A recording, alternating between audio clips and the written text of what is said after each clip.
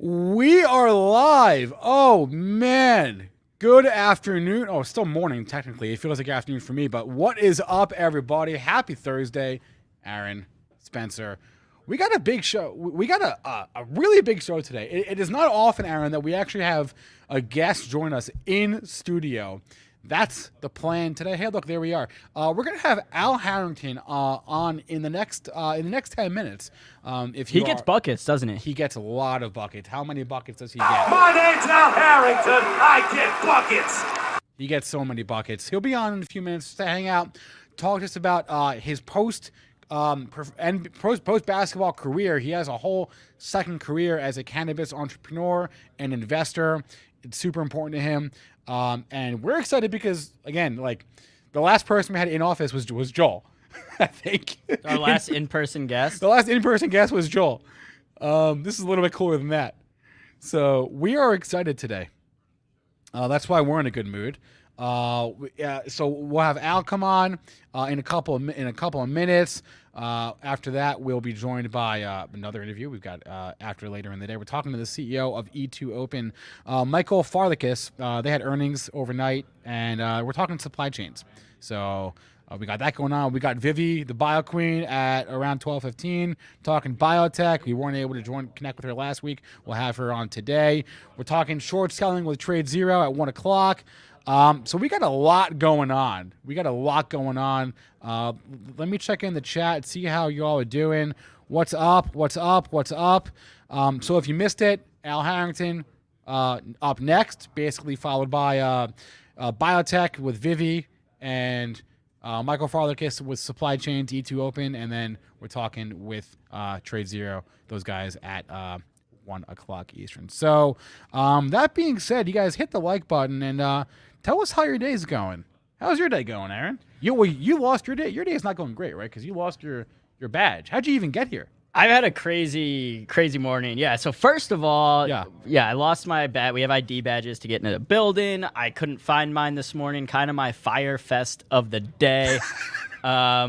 Ended up having to go. It's a very much a minor inconvenience because really all I had to do was go to like the security desk and get a temporary badge. Yeah. But still, that minor inconvenience feels like a lot sometimes. Mm-hmm. And in addition to that, I was doing laundry last night. I guess my dryer never ran, so none of my clothes were dry this morning. Oh no! Wait, I had a badge mishap as well. I was here late last night. And I went to go to the bathroom, and I left my badge on my desk. Oh no! And I got locked out of the office. And no one was here. And nobody was here. Even Luke was gone. Everybody was gone. Oh my God! What'd you do? I just went downstairs, but I made the decision. It's like, do I go get my badge or do I go to the bathroom? Not knowing how long it would be, and I decided to go get my badge first. And that was a close call, but we're all good. We're all good. Is the bottom line. So, what about before we get going, Spencer? What about just doing a quick check-in on the overall markets and maybe on crypto too, and then we'll really get the show started. Okay, so a quick check-in on the overall markets. I don't have my crypto heat map refreshed. Let's do that right now, and because I have not looked at crypto really for a couple hours. So, but overall market, I mean, it just seems like quiet. There wasn't a lot of big movers. Like Easy Mike, I think, mentioned Boeing. We had Boeing, we had KB Home, but there really wasn't a lot of like action from what I saw. Now that the days, we've gotten a little bit into the heart of the day. The trend has sort of made itself known. You have tech, which is broadly weak, and everything else is broadly higher, right? Your banks are higher, utilities are higher, industrials. Defensive, right? Your real estate, energy, materials, all that's broadly higher. Tech is broadly mixed. That seems to be how the day is shaking out. But yeah, let's go to the crypto heat map. I have not looked at this today, so I don't really know what it's doing. As I share my screen with you all and look for the very first time at Crypto Land. Bada bing, bada boom. What do we got? It looks like Christmas. Interesting. Okay, so we're mixed. Solana. Hey, how often does Solana go against trend? Not often, it seems like. But Bitcoin, ETH, Binance Coin in the red, Solana in the green. Our friend Near, Our friend Near is up another 10%. We're now up 117.9%. We should have just bought in the last 30 days. What are we doing? We should have just bought this the first day we saw it on the heat map. We should have. It appeared out of nowhere. And we didn't. Did you? I did not. I was talking to the people.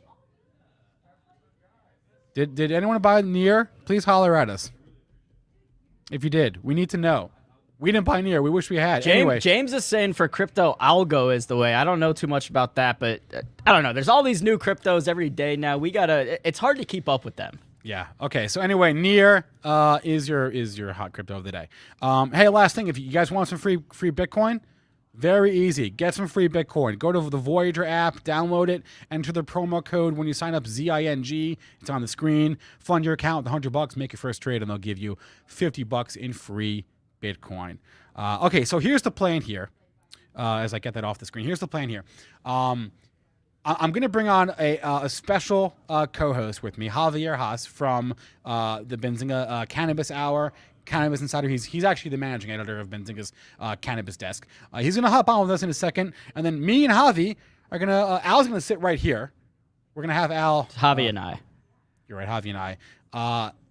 Al is gonna just replace Aaron, just like forever, and it'll be Al and I up here. And I might have to lower my seat a little bit. You should. You know what? Let's do that now. It's definitely lower the seat.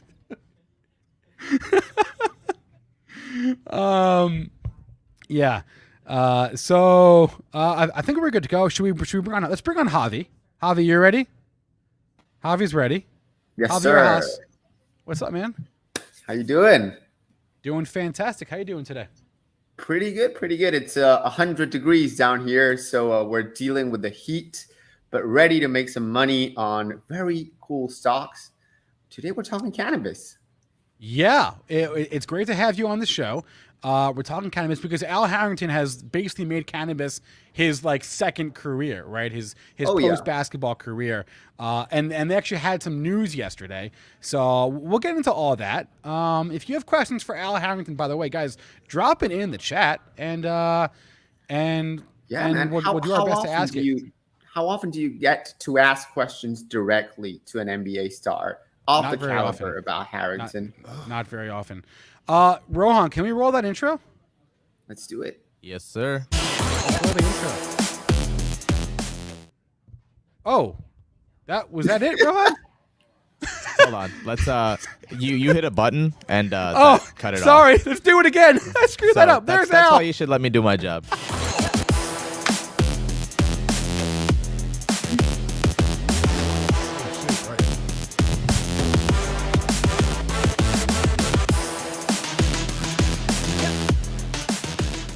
All right. I didn't screw it up that time. Al Harrington, welcome to the jungle. Is the chair low enough for you? It's low enough. It's low enough? Okay. We just thought of that just now. So you want me to be at your level, huh? well, whatever's comfortable for you, man. I just want you to be comfortable. All right. That's all. That's all. Okay. So let's start with this. Like, you guys had some news yesterday. You raised some money, right? Yeah. Tell us about that. Yeah. The company's really been growing pretty quickly. And as you know, in the cannabis space, in order to make money, you got to spend money as of right now because of some of the laws and regulations around the industry. So, I was lucky to find a really good lead investor. We haven't announced who that is yet, but we'll have some very exciting news as the year rolls out. So we're talking about Viola Brands, right? We're talking about Viola Brands. Yep, that's your company. You founded it, like a decade ago? Yeah, 2011. So it's about to be 11 years actually this year. So nice. Founded it with my grandmother's name. My grandmother came to visit me when I was playing in Denver, and she was complaining about her eyes, having glaucoma. And, I was just telling her about some of the stuff I had been reading in the newspaper. And at first she was obviously against it, being 79 years old at the time and growing up, obviously, through the war on drugs and all that kind of stuff. But convinced her to try it and, went to go check on her an hour and a half later. And she was downstairs reading her Bible, crying. So that was the first time she read, was able to see the words in her Bible in over 3.5 years. That's awesome. So that's what inspired me to, start my cannabis journey. That's awesome. And Javi, just feel free to chime in if you have anything. Yeah, man. I could go all day. What's up, Al, man? Great to see you again. Congrats on the race. What's up, brother? Thank you, man. Thank you. Can't wait to hear about your lead investor. I'm sure you'll break the news on Benzinga, of course. Yeah, we can definitely do it on Benzinga. Want to do it right now? I'll be back. That's what We'll do it right now. compliance. I mean, if you want to do it, if you want to hint it, we're not against it. Yeah. I mean, it has a couple letters in it, and no, I'm joking. Soon, I promise, maybe in a couple weeks, All right. I'll come right back. Good deal. This will be the perfect place to do it. I like it. I'm comfortable here. Dude, that's what we're trying. I'm just trying to make you comfortable. I'm sweating under these lights. I'm trying to make you comfortable. That's all that matters. What you Wait, gonna no. do So, with money? That's yeah, that's sorry, what I Javi, want to know. Javi, go ahead. Javi, go ahead. What you going to do with the money? We're really just going to focus it on, really just branding, right? We also, part of this deal is we're doing a license agreement with this company as well, going into 4 new markets, which we're really excited, coming towards the East Coast where I'm actually from. So my home state is one of them, New Jersey, Pennsylvania, Maryland, and Illinois. So just really excited to just allow the brand to kind of stretch its wings, as they say. I feel like a lot of our awareness and branding has always been, at a national level, even though, obviously within the industry, you kind of have to just work within the state that you actually produce product. But, I just feel like we have that kind of awareness that, that we can, start to move and migrate towards the east because, mostly all of our business has been on the west. Right. You're in Colorado, you're in Michigan, obviously, and you're in Oregon, right? Right, in Oregon, California. Yeah. Okay. You wrote a really good post a few years ago on the Players. I remember reading that actually on the Players Tribune, just about you talked about your grandma, but also just about cannabis and how you found it and your journey. I'm just curious, to you, you made in that post very clear that the social equity part was very, very important to you, that you were not just doing this because you're not doing it to do it. You weren't doing it only because you loved cannabis. Cannabis is really just the vehicle, right? Can you just speak a little bit about that aspect of it? Yeah, just to be honest, I mean, for me, when I grew up, cannabis was a big no-no. Right. Especially where I grew up growing, I'm an 80s baby, so the dare dog and all that's our era, right? So I was always completely afraid of it. When I got to the NBA is when obviously I started to change my stance because I had, some of my really, really good teammates that used to use cannabis all the time. So that was the first time I realized the stigma behind cannabis wasn't the truth. But then when I got to my situation with my grandmother is when it opened my eyes that it was medicine. Yeah. And, once I started to take that journey, it got me to the point where I continued to learn more and then obviously made an investment. Once I made the investment, to be honest, the first 3 years of it, man, I was just trying to figure out how to put one foot in front of the other. It was like learning how to walk again. Yeah, I hear And, you don't really have enough time to kind of really pay attention to everything that's going on around you. But once I finally got that footing, I started to realize that I was in rooms and there was never people that looked like me. And when I thought about, the way I grew up and, I thought about, one of my uncles and, 2 of my cousins, how they've been locked up for cannabis possession and been locked up for years and years and years behind it. I'm just like, how is this right that this industry is now becoming, a $1 billion opportunity and there's no colored people or people of color, that are a part of it. So that's when I realized that I needed to kind of shift and pretty much use my platform as a voice for the voiceless almost, and that's when, I really started to take initiative in social equity and, started a lot of the programs that we have now. We have Harrington Institute that we're really proud of, which is, it offers a 6-week course for people to get, just a foundation of information around the industry in any part of the industry, whether it's, tech, whether it's media, whether it's cultivation, whether it's retail, just because I feel like people don't have enough information to understand the tremendous opportunity that's in front of them. And that's what I'm trying to do is just really try to figure out ways to usher the next generation of talent, into the cannabis space. Sonny Money says, "Come to Vegas." He says, "We're legal here." He says new dispensaries daily.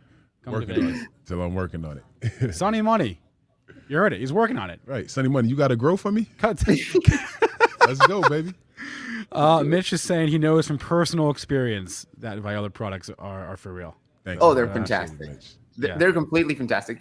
A few months ago, Viola became the first Black-owned multinational cannabis company. Can you tell us about that? How you feel, how it came to be? What's next in terms of international expansion? Yeah, I have a good friend over at a company called Avocana. His name is Araz, and I think you guys might have a relationship with him as well. Mm-hmm. And one day, me and him just sat down and just having some different conversations, and That's when I realized that like some of our vision aligned in which what he was doing in Canada and what I was trying to, create in the US.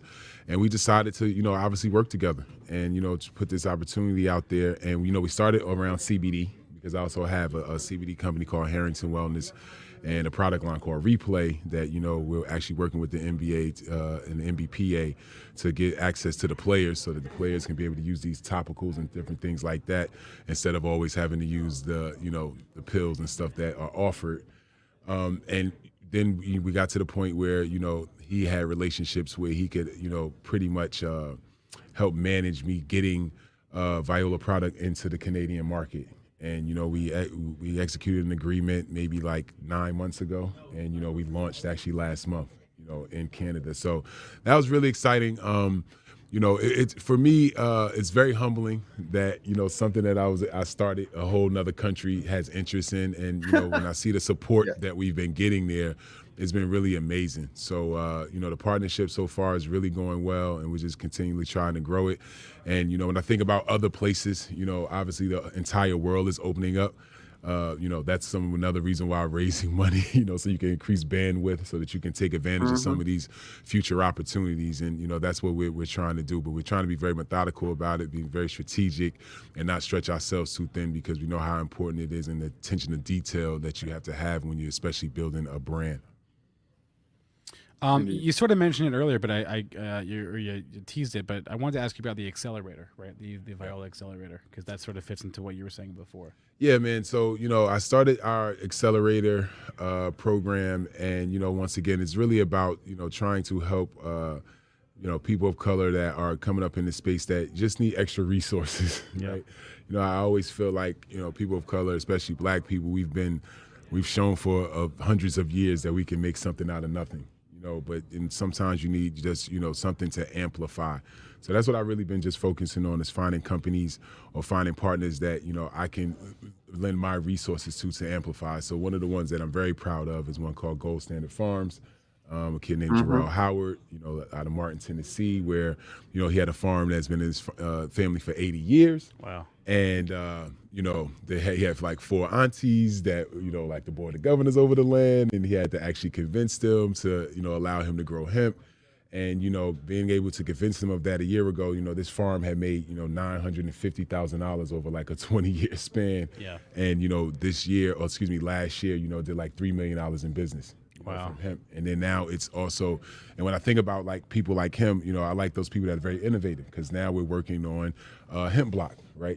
Being able to build homes, with hemp, with industrial hemp and different things like that. So, just trying to, lend my resources, my face, my celebrity sometimes, and then really just my experiences to those people that, just need that push. And, he's just one of many, but, it's one that I love to talk about because of the actual success.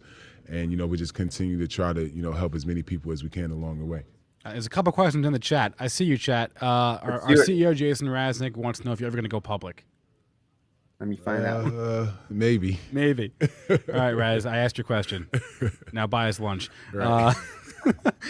Miss Whitehorse, are there other NBA players that are into cannabis? And would you partner with them? Yeah, there's a bunch of NBA players in cannabis. I mean, that you just set him up. That is perfect. Just teed him up. Miss Whitehorse teed him up. Yeah, everybody's in cannabis. No, there's a lot of players that out here, especially a lot of NFL guys, just athletes in general, entertainers are definitely looking at the industry. I remember when I started and I would reach out to a lot of these guys that I see making announcements or partnerships, and I'm like, they were so scared of it, like, no way in hell, right? Yeah. Now well, it's because it's drilled into your head all those years, right? Yeah. Now they're all into it. But, one of the collaborations that, we were excited about that we launched last year was a partnership with Allen Iverson. Nice. We started a brand for him, and we're excited to also part of this partnership be able to, expand his brand because when you think about the icon that, Allen Iverson is, and with the quality of flower we're putting in his brand, I think it's a win-win, and we're just really once again excited to get it to more people's hands. Yeah, it's an amazing brand. It's fantastic. I love it. I got a question that is more business related for you, right? I see that you often bring up licensing as part of your business model, right? Why do you or how do you choose to sometimes expand organically and other times through licensing? What's the rationale there? Yeah, for us, once again, it's bandwidth when I really think about it. Licensing obviously is a quicker way to actually grow your business, but the main thing with that is finding, really good partners, right? That can do what they say. One thing I learned in this space for the 10 years I've been in, when you first meet with somebody, they're the best growers, they're the best processors, they're the best distribution, and they're the best of everything, right? Until you actually get into business with them. And it's a lot of trial and error, to be honest. You have to get in relationships to really see, who you're with, and then find out if it'll actually work. So, for me, that's the strategic part, is being able to identify people that can actually, get the actual job done, and also be able to meet the standards of quality, the product that Viola likes to, align with. If you don't know, Ron with Al Harrington, former NBA star and the founder of Viola Brands. And if that is still not helpful, all you need to know about Al is... My name's Al Harrington. I get buckets. That's all you need to know about Al right there. There was a question from H. Montero in the chat, basketball question. He was wondering if you liked your time with the Knicks more, or you're playing with your boys in Golden State. I had more fun with my guys in Golden State. Yeah. New York was a dream come true, though. Like, I grew up a Knicks fan. My mom screaming. Even though I liked Jordan, I had to cheer for Jordan secretly. Sure. Back then. But definitely a big time Knicks fan. As a Knicks fan that was watching you those years, I can understand, because you guys didn't win a lot. Yeah, it was tough, man. It was tough. Yeah. Didn't win a lot of games. Yeah. Played a lot of games, just didn't win a lot. Yeah. No, you put up good stats. Yeah, it wasn't you, Al.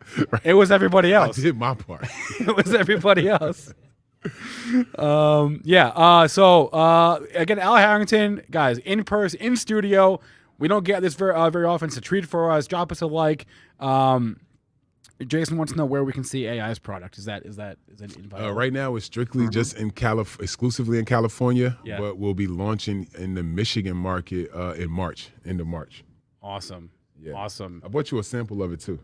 Right now? Yeah, I got a sample for you. All right, should we try it? Right over there. Right over there. Wait. Before we leave, I'll leave. Why do you love Michigan so much? Why do you love Detroit so much? Man, honestly,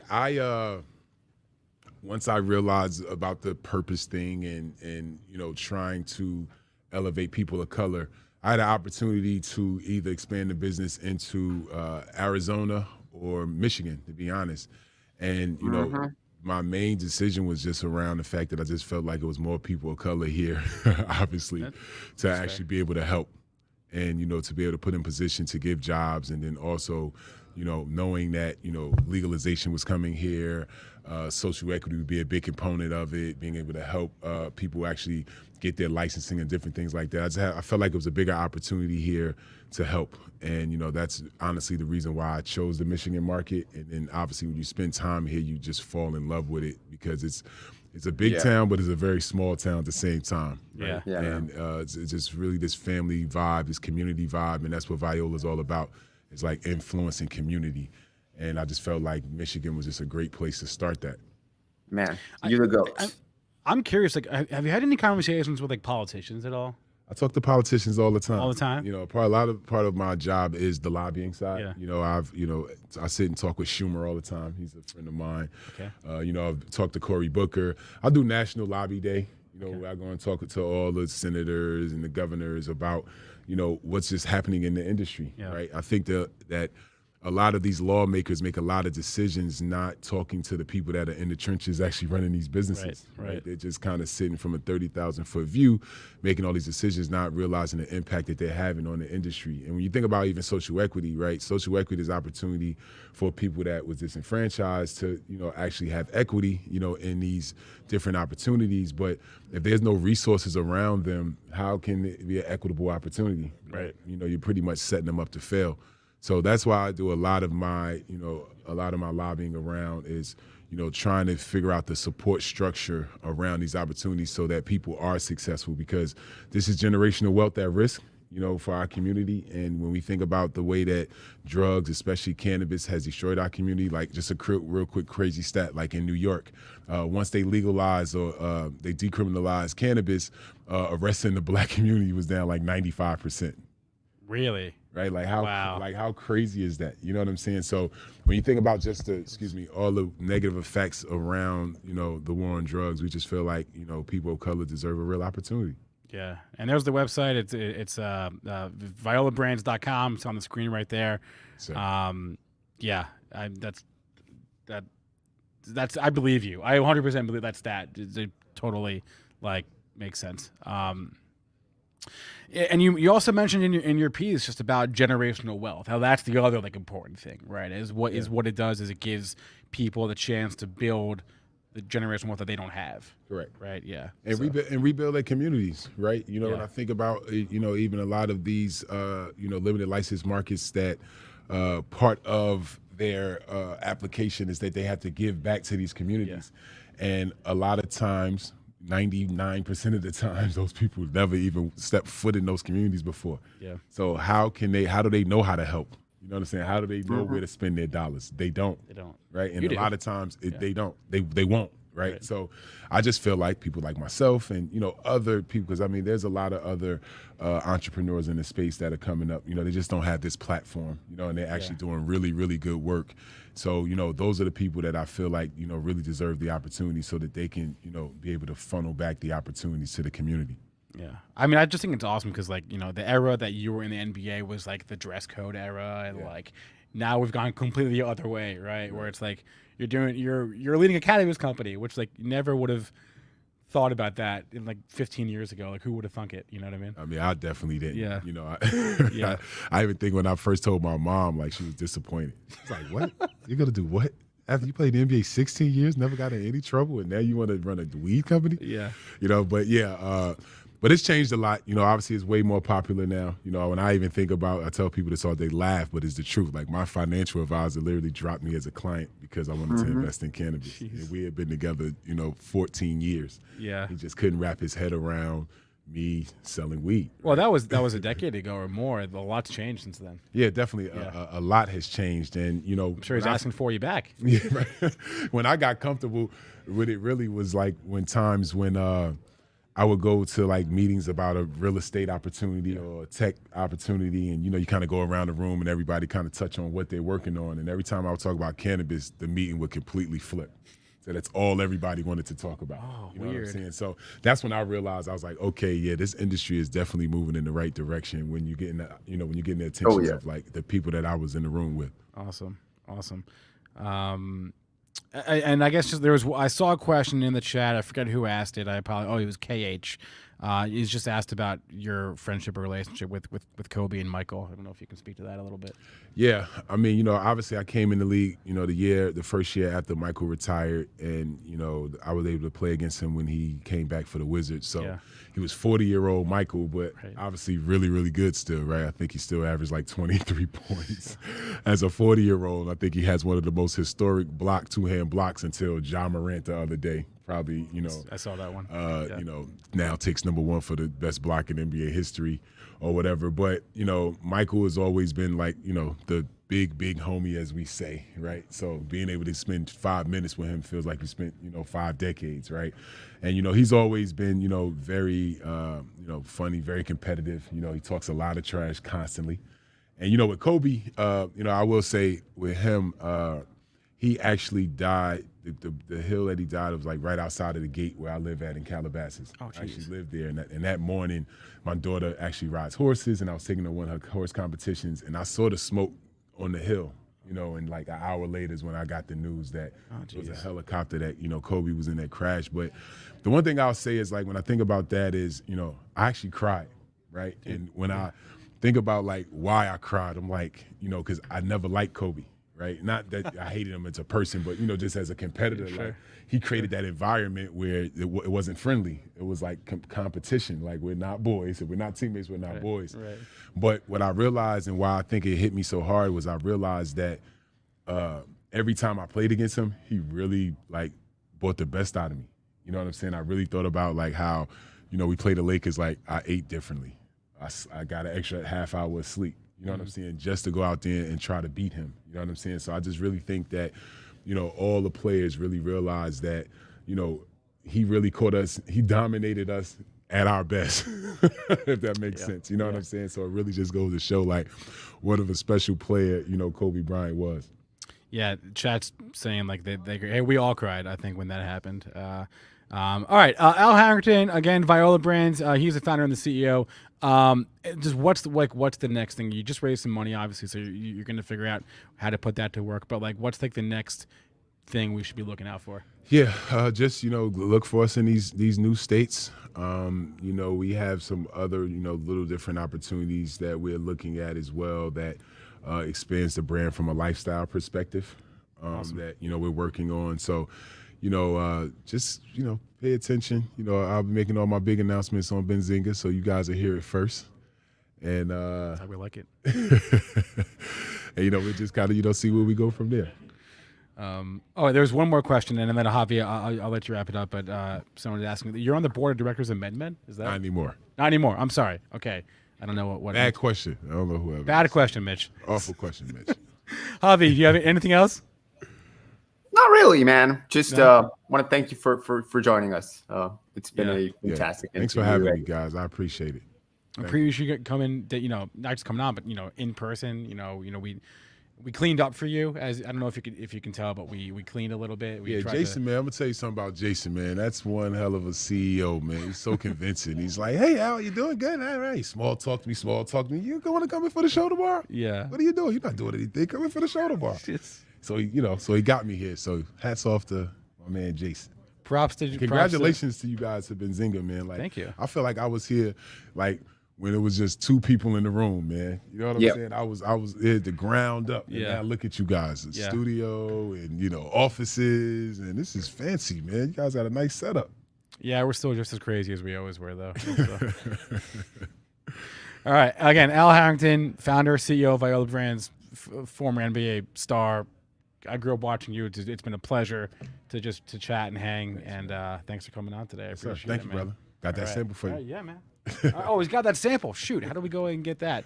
I'm like afraid to I don't know if I would do it on the air. That would be. I guess we could, but that would be a little bit too much, I think. So thanks to Al. That was awesome. Javi, I love you, Javi.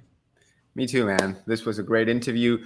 Don't forget to tune in today, 4:30 p.m. Eastern, 1:30 p.m. Pacific. Benzinga Cannabis Hour. Last episode. After that, we're going full Cannabis Insider. This is the last episode we're doing of Cannabis Hour, and it's with no other than Whitney Tilson.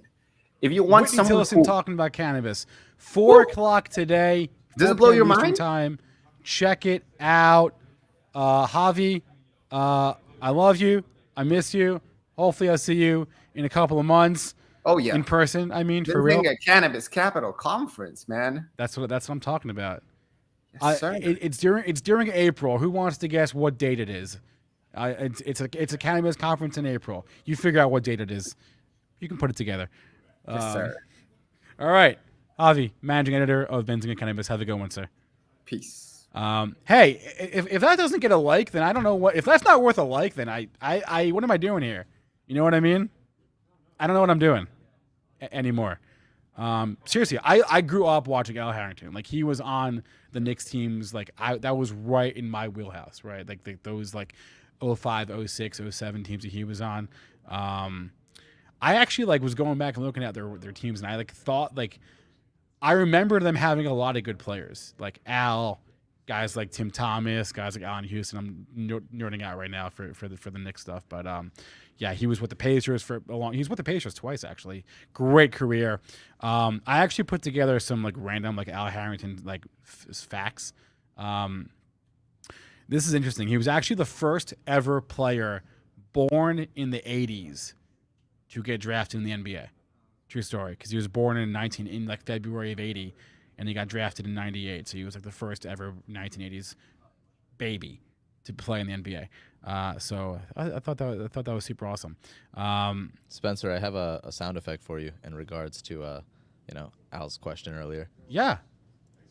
Do it! Just do it! What? I didn't expect it to cut black, but that was the yeah. Just some wise words from Shia LaBeouf there. Just do it. That's exactly right. Dude scored like over 13,000 points. He's like 205th all time out of like 5,000. Yeah, the guy's a monster. AB, man, welcome back. I missed you. You missed me. I mean, you were in better company than when I'm here. Is the chair a good height? Yeah. Do we need to raise the chair? No, it makes me feel good. Okay. Yeah. All right. Awesome. Matty Ice, that's funny. What? Were you over there taking that sample? Is that what was going on? Yeah. Yeah. Pretty good stuff. No, just kidding. But yeah, everyone, if you're in Michigan, go check out Viola Brands. ViolaBrands.com, guys. That's it. And that was a lot of fun, man. That was a real treat for me. It's pretty weird to like talk to someone that you like grew up watching. And so that was a real treat. So thanks to Jason for putting that together. Thanks to Al for hanging out with us for a few minutes. Thanks to all of you for watching. That was a lot of fun. We have more. We have more. We have two more hours of show to get to. You know, the day is young, but that AP's eyes look a little red. Oh man. Anyway, that was fun. I enjoyed that. Okay, let's bring it back. Bring it back on track, everyone. You get the banner on the bottom taken off. Producer Rohan, what's going on over there, man? I think he got into the sample bag. I think that's probably true. Hey, all right. Thank you, Justin. I appreciate that.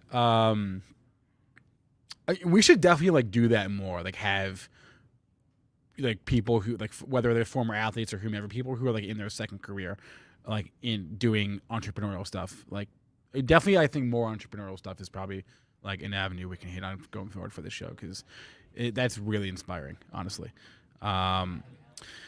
Jay Rice, we can try to get Dennis Rodman on next. I saw his daughter just got called up to the U.S. Women's National Team. That's pretty sweet. But yeah, we can try to get Rodman on next. That would be a little bit more nerve-wracking for me, but we could definitely do it.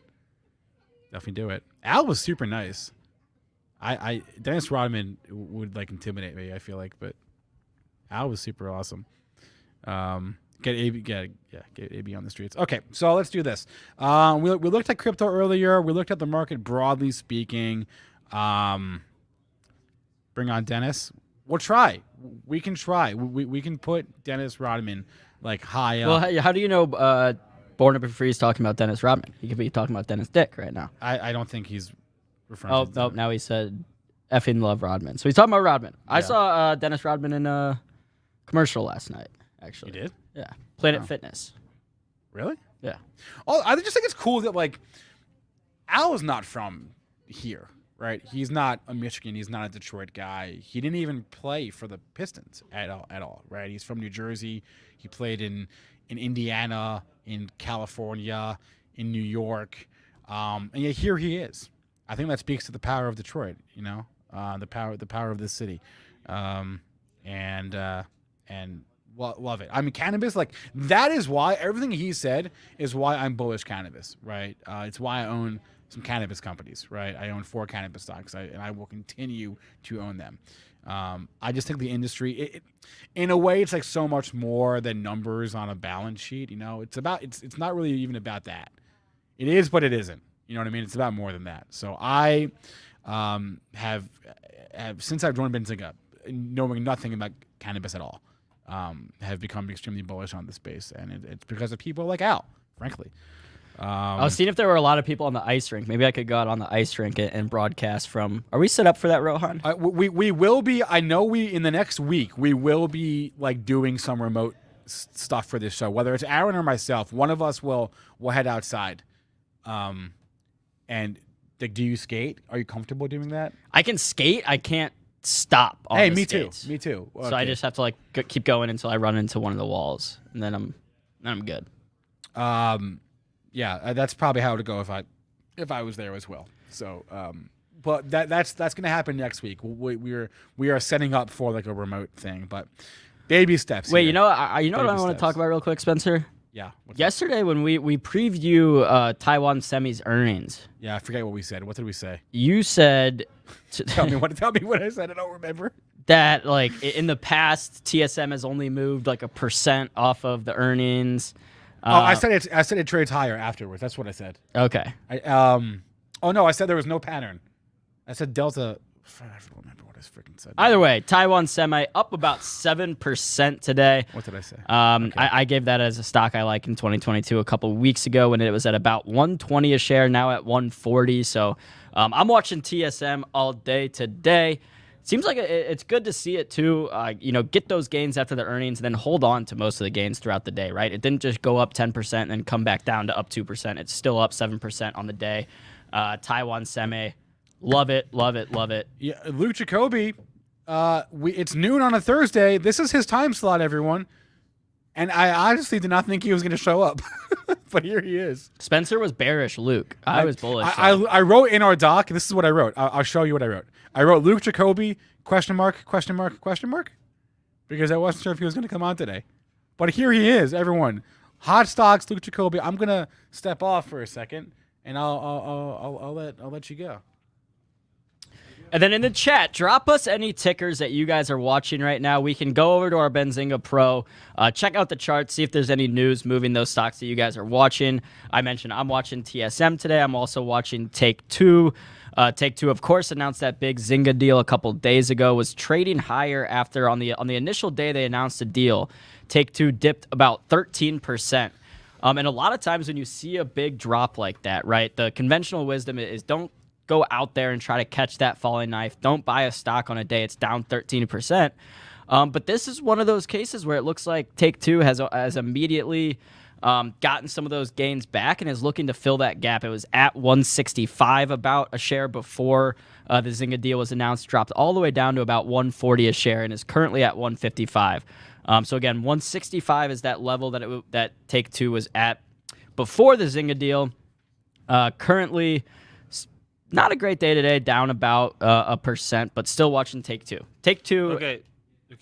So go ahead. No. If you're moving on to something else, I was gonna give my take on the Zynga Take-Two deal. Let's do it. I'm gonna pull up the chart on Benzinga Pro right now. Alrighty. All right. What's up, guys? Noon Eastern. This is my time slot. Spencer gives me 15 minutes a week. I have a lot of opinions always. Taking more of a fundamental approach to things. So I'm going to use these now 13 minutes that I have, hopefully effectively. Let's talk about this Zynga Take-Two deal. A couple things that I think are important here. Let's talk a little bit more globally about what this deal means, and this is the string that I think a lot of people have probably tied by now. But going after Zynga shows that minds are headed towards mobile, right? Minds are headed towards mobile in terms of gaming. It also broadens out the audience that they can go after. So I thought that was interesting, and especially because there wasn't the general thinking that hey, Take-Two has this expertise and go out and build these mobile products, but they actually need to bring somebody in order to do it. So there's the general global thought. Any sort of a bump that you see from the other video game makers or video game companies like a Roblox or anything along those lines, because of that mobile connection, I think that's overdone. But let's now dive into the Zynga Take-Two side of things. So I don't love the deal, and here's why. I believe very, very confidently that the two companies will have significant room to build synergies. And drive synergies together. I think that there's no way around that. Will it help for subscriber acquisition? Will it help for cross-selling? Bringing the ecosystem together? Yes, but why? What gave Zynga a big boost over the past couple of years, producer AB? I mean, can we get that chart up on the screen or not? Yeah, I'm pulling it up right now. Sorry, my computer was. Can we look at the chat too? Yeah. Rohan, can you on the TV get our chat up? Now, I don't know what Zynga. You said what propelled Zynga higher the past few months? Past couple years. Revenue. We're talking about sales right now. We're talking about sales, and let's just take a look at this revenue growth for a second. Can you go, producer AB, In Benzinga Pro, can you go to the calendar and let's look at the earnings calendar specifically? Are we looking at Zynga or Take-Two right now? We're looking at Zynga. Zynga's, okay. Right or no? Yeah. I thought that's what we were talking about. All right, give us a zoom. Unless we got ants out there in the audience, we need to zoom here. Wow, look at all these nice people in the chat. Shout out Kadir. We got Tony from Toledo. Born to be free. Hell yeah. So all right. How do I share my screen, producer AB? Here, let me, there you go. It's up there. All right. Can you so zoom in and then refresh, and it'll make your columns tighter. You have to do that on your Trick computer of the now. trade. Oh, I'm sharing now? Yeah. Okay, great. All right. Sorry, guys. I I mean, Spencer Zynga's- Israel only gives me 15 minutes a week, and I'm freaking wasting it. Zynga's initial big thing was Farmville, but I don't know, Luke, what was propelling Zynga's revenue higher the past couple years outside There's of two things. Two, games? not two games, two things. We're using things. Okay, well, All right, okay, so- COVID pandemic. There you go. That's 1 and 2. So check it out. Right here, we're looking at Zynga's growth, quarterly revenue over the past several quarters. And again, I'm leading with the thought that, I think both companies are semi-interesting. I don't think that the valuation for Zynga makes sense. And here's why. Pandemic hits. We see revenue explosion. What else has been a big part of Zynga's revenue growth over the years? It's been all these acquisitions, tons of M&A. So you have COVID hit. People, especially folks that are out of like the core Take-Two demographic, are taking up more gaming, driving significantly more revenue. Plus, you have this inorganic growth strategy where Zynga's been on a buying spree. So what we're looking at, if we strip both of those components away, is we're looking at a company that basically has flat revenue growth. We're not seeing sales expansion. There's not a ton of really interesting sales expansion. So if we take this front quarter, and actually I want to check and see if we have any sort of guidance for 21. So we do. So if we look at 2021 guidance, let's call it 2.8 billion. So the company is getting acquired for about 5 times sales. Is that crazy? Is that ludicrous? No. Is that above the S&P 500 average? Yes, absolutely. And because that we don't see the revenue growth and it's above the averages, that's why I don't love this deal. And Chris Catchy in the chat. First use in-app purchases. Absolutely. So Luke, I hear you. You're saying you don't like the deal. It was obvious when the day the deal was announced that the market did not like it either, with Take-Two stock down 13%. I think oftentimes when you see an acquisition deal like this that includes a lot of stock, sometimes the market reacts negatively to that. But what I think some investors are missing when they went out and sold Take-Two is the long-term impact of this. Because if you just pull up the list of games on Zynga, a lot of them are very old, right? You have Zynga Poker, which that was a big... Here, switch your screen back, producer AB. You want my screen? Yeah, because you got them up. Sort of interesting. It is sort of interesting. All right, here we go.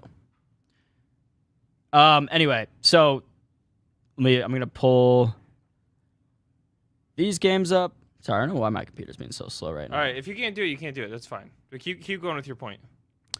My point was that a lot of these games are old and kind of antiquated, right? You have, you can see right here the list of games. Farmville, 2009. Zynga Poker, 2008. But like what Chris mentioned in the chat, you have this new Star Wars game coming out 2022. Mafia Wars, I remember that was big on Facebook. So, right, this company got its start with these huge games on Facebook, that when Facebook was the place to be in social media, they had Farmville, they had Cityville, they had Mafia Wars, they had Poker. Everyone was playing these.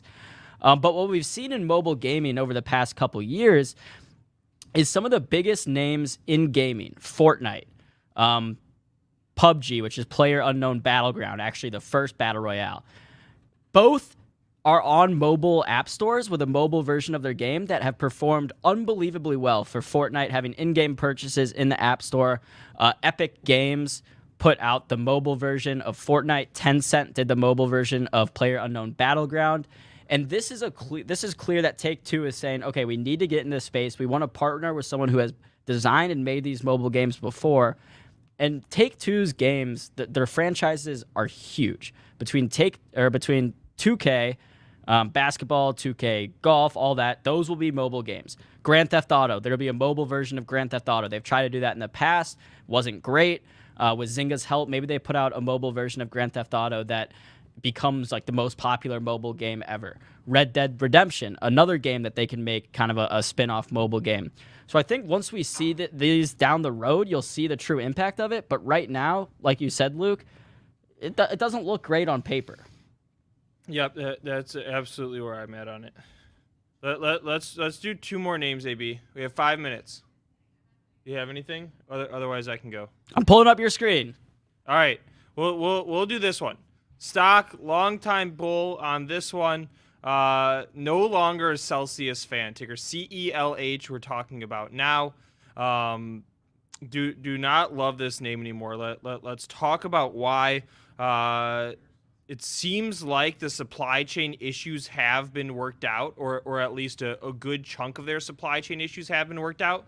And basically the concept was that the revenue is growing exponentially. There's no doubt about that. Revenue is growing, but the general thinking was that because of some supply chain issues, revenue growth was being held back.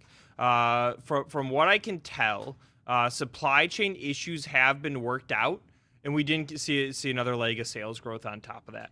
Companies reporting earnings not until March, so it's going to be a little while until we get any sort of indication from the company. But for the time being, I'm not a lover of this one anymore. Ticker CELH. I never particularly loved it. I mean, I get it was a great stock to trade for a very long time. And it was a hype stock. You can't play down the fact that it was an absolute hype stock.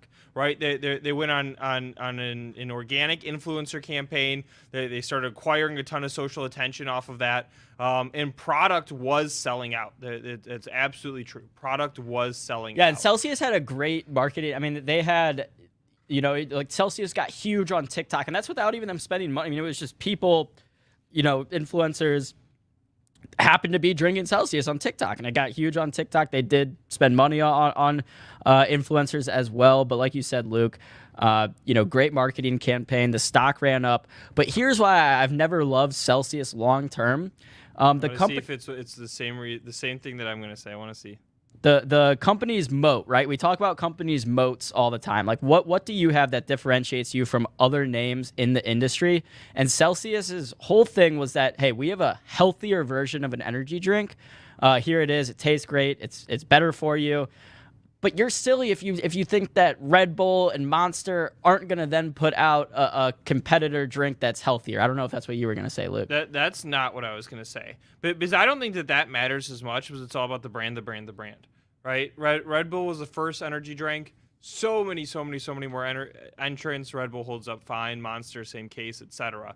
Here's the danger zone that Celsius is in right now. I think, and again, I want to see this Q4 Q1 earnings that we're going to get in about a month and a half now.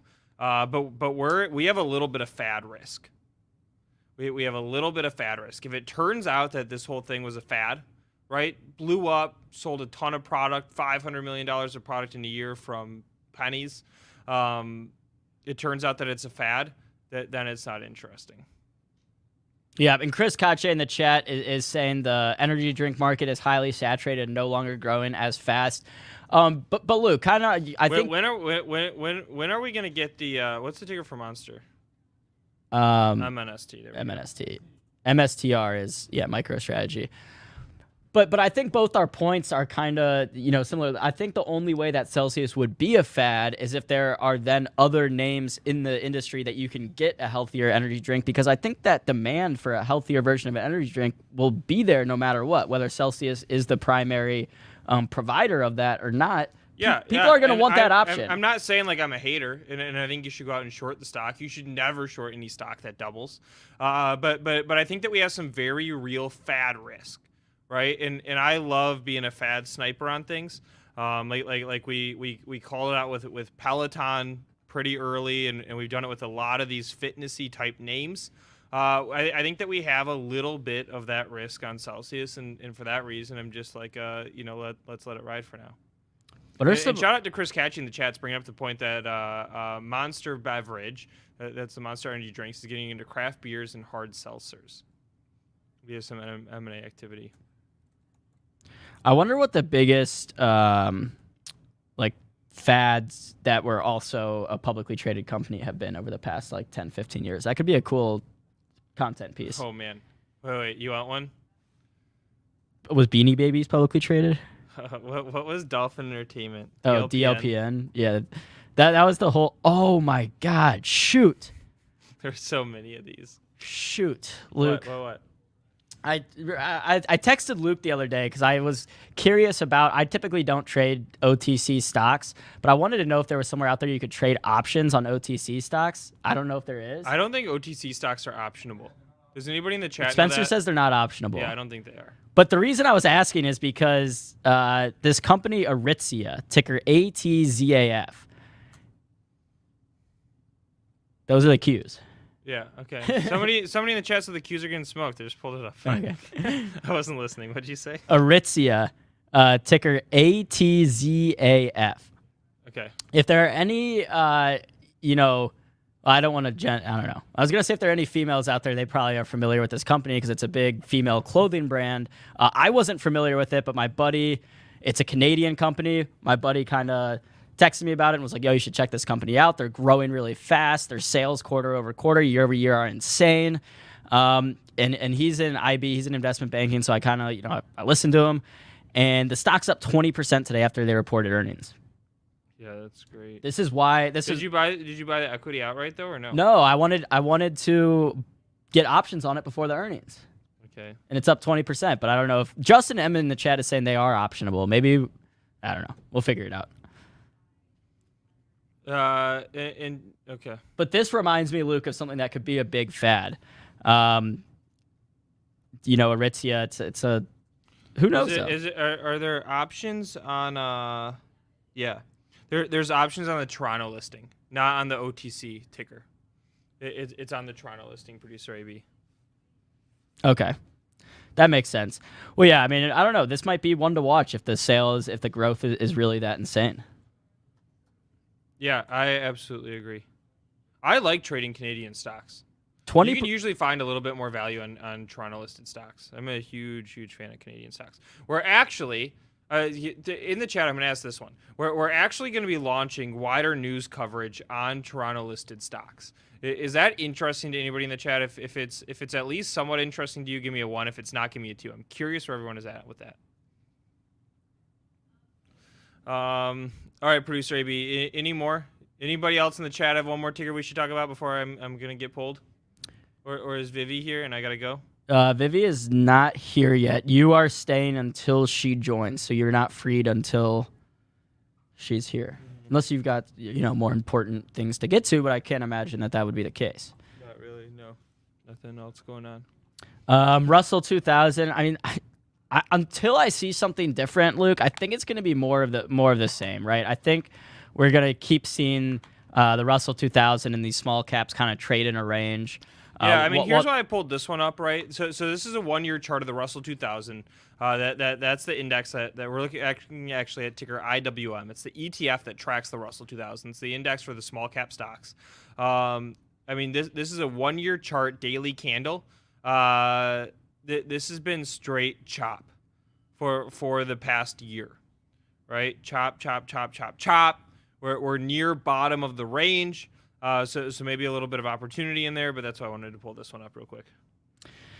Yeah, and that's what we've been seeing. Since COVID hit especially, it's like the biggest names have gotten bigger, right? You've seen Apple become a $3 trillion company. You've seen Tesla's market cap grow at insane rates, while these small caps have been kind of left out of the fun, really, for the most part, right? You have your certain names, of course, AMC, that have had great runs, but a lot of these mid to small cap stocks have been kind of left out of the great run. If you look at the S&P 500, if you look at the NASDAQ, what those indices have done over the past 2 years or so, it's troublesome to see that the Russell kind of hanging out and staying flat. Yep. One more. Shout out to Zunaid in the chat. Need an earnings run-up play. This is a little bit less of an earnings run-up play, but this is a potential earnings trade. I actually might load into this one in the live account later this afternoon. But generally speaking, I like the banks into their earnings report. I think that we're going to get some pretty positive commentary. JP Morgan, I believe, is going to be the first one of all the major U.S. banks to come out with earnings. And generally speaking, I think we're going to get some pretty favorable commentary just regarding interest rates. And these stocks are typically don't trade wild after earnings, right? We're not going to have an earnings report on JP Morgan and then see a 10% whiplash one way or another. But if you want a little bit of a muted earnings play, I think that the banks are a decent shot, and I think I might load into this one a little bit, Producer AB, this afternoon. Well, we talked about this. We touched on this, but one thing on that, Luke, you talk about the muted earnings play, kind of. But one thing to keep in mind is that a lot of these bank stocks that have a lower implied volatility, right? JP Morgan, Goldman Sachs, Morgan Stanley, they don't move as drastically as your, Robloxes, Affirms, Teslas. If you do get a big bounce and you have some options, those contracts become worth exponentially more because that implied volatility is not baked in from the beginning. You're not paying for that premium up front. And then if you do get that move, it can pay off a lot. Yeah. DWAC. Can we talk about DWAC for a second? $67. I mean, I think that DWAC is the craziest stock to buy for anything more than a trade. If you're buying this stock to trade it, fine, have at it, right? The chart, at least for the past couple days, was looking pretty good. Not so much today. We're at low of the day, but I think buying this for like anything more than a swing trade is crazy. Well, I think this chart's pretty. I don't think that. I want to make a bet with you on this, Producer AB. That the app never goes live? I don't think the app is going to go live. I don't think so either. I think the whole... Okay. So here's the thing, like kind of some legalese behind the scenes. You have this section of U.S. law, Section 230.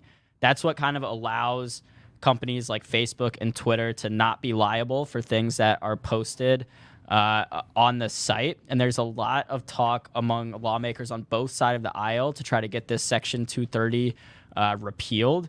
And if that happens, what that will do is all of these social media sites can then be held liable for posts and information that are housed on their sites, which takes the whole business model of DWAC away, saying, okay, everyone can post whatever they want, because then if someone posts something that is then, found to be destructive or whatever it is, then DWAC can be held liable for that. Or not DWAC, what's it called? Truth Social? Yeah. I don't think it's ever going to go live. It's supposed to come out on February 21st. President's Day. SPY getting hit right now. Qs, everything getting hit right now. I don't see anything on our Benzinga Pro Newswire yet to suggest why. My portfolio is also getting hit right now, Luke. Yep. Not great. Not a great day for me, but again, I do have a TSM, Taiwan Semiconductor, in my long-term portfolio, so glad to see that up today. Yep, that's a decent trade. Chris Kache, our resident SPAC expert, is also saying that there's a risk that the SPAC deal for sure doesn't go through. For sure. That's what I'm saying. Luke is getting the boot. We do have Vivi Biotech Queen Wait, can here. I say hi to Vivi? Yeah. Hi, What's Vivi. up, Vivi? Hi, how are you? Doing well. Welcome back. Thank you. Can you guys see me? Yes, we can see you. We can hear you. Awesome. Market's getting hit a little bit, so hopefully you can bring us some insights. I know. I hedge with some puts for next week, so I might just have to close them. So I bought some SPY puts for next week just to be on the safe side, and I'm up a lot now. So you have SPY puts, right? Vivi, I think that's something we should do. We shouldn't spend too long on it, but I'm curious about your positions like outside of the biotech industry. Well, I have to tell you guys, my IRA is wrecked. Completely wrecked. Because 100% of my IRA is biotech. And we had the worst performing sector in the last 14 months.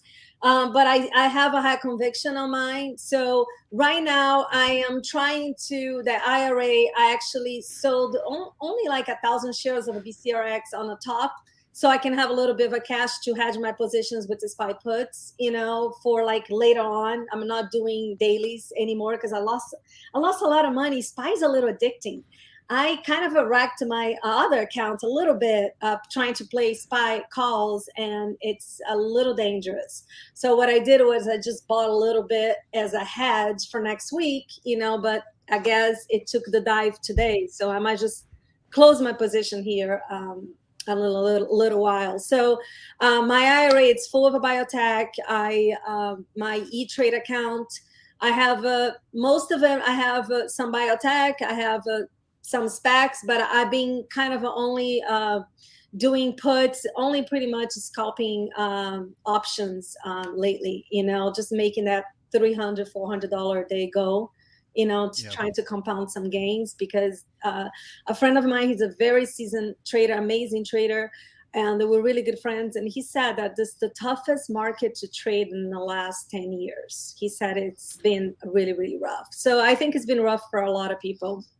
So I'm trying to. It's because it's sideways, right? Yeah. That's what it comes down to. It's one thing if the trend is up or if the trend is down, but it's in this case it's neither. Frankly, the trend is up, down, up, down, up, down. That's it's hard. sideways, and you just look for you look for those low floaters or the top 5 on Fintel. You try to look at it on a daily, but even though people are just so scared of taking the 10% gains and selling. So you've seen a lot of these, look at it today, who ran, PIK ran.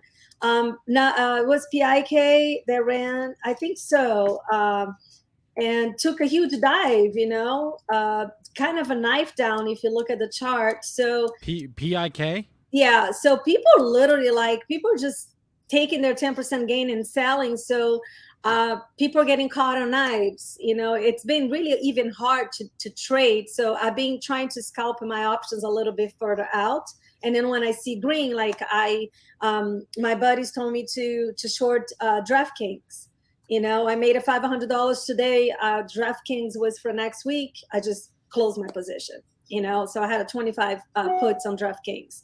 So it's been rough for sure. It's being really, really rough, I think, for anybody trying to stay afloat. I need a full-time job. That's what I think I do. This is too stressful. I needed to be in a bull market to be doing this full-time. Geez, is it stressful for sure. Vivi, I would love your thoughts on Biogen, on that saga. Oh, my God. Yeah, Biogen. Let me tell you, a lot of the reps that work for Biogen are being completely mistreated at doctor's office. Doctors don't want to see them. They're taking out the backslash of this drug being approved. So they didn't see a lot of a really solid data to approve that. But I give you guys examples. I mean, I do feel like the FDA has, interest at against the big pharmas. I mean, think about a Covaxin. They just reported that just the third shot that you can have immunity against both virus, Omicron and Delta, and nothing has been done. You don't see that on the media. Why? Because you have a big Pfizer, that is giving rebates. When you have a big pharma and they contract with the government, in order for the government to take that contract, they have to do rebates. So so let's assume I'll contract Pfizer vaccine for $10,000 a year for Blue Cross Blue Shield, right? And so I'll do $10,000 a year for Blue Shield, Blue Cross. Then Medi-Cal says, no. I wanted you to sell it to me for $6,000 a thing. They're like, okay. Then Medi-Cal goes and put that rebate towards, charge the government that rebate towards the Medi-Cal. So all these 340B pharmacies, all these pharmacies that are supposed to be pharmacies that are, from family health qualified clinics, they all make money on a back end if the patient's in medical. Does that make sense? And then you have the government. It's just like you do with the contracts, doing bridge. You know how the contracts would be like, oh, let me give you a rebate. Let me give you a rebate if I build my bridge here with my company.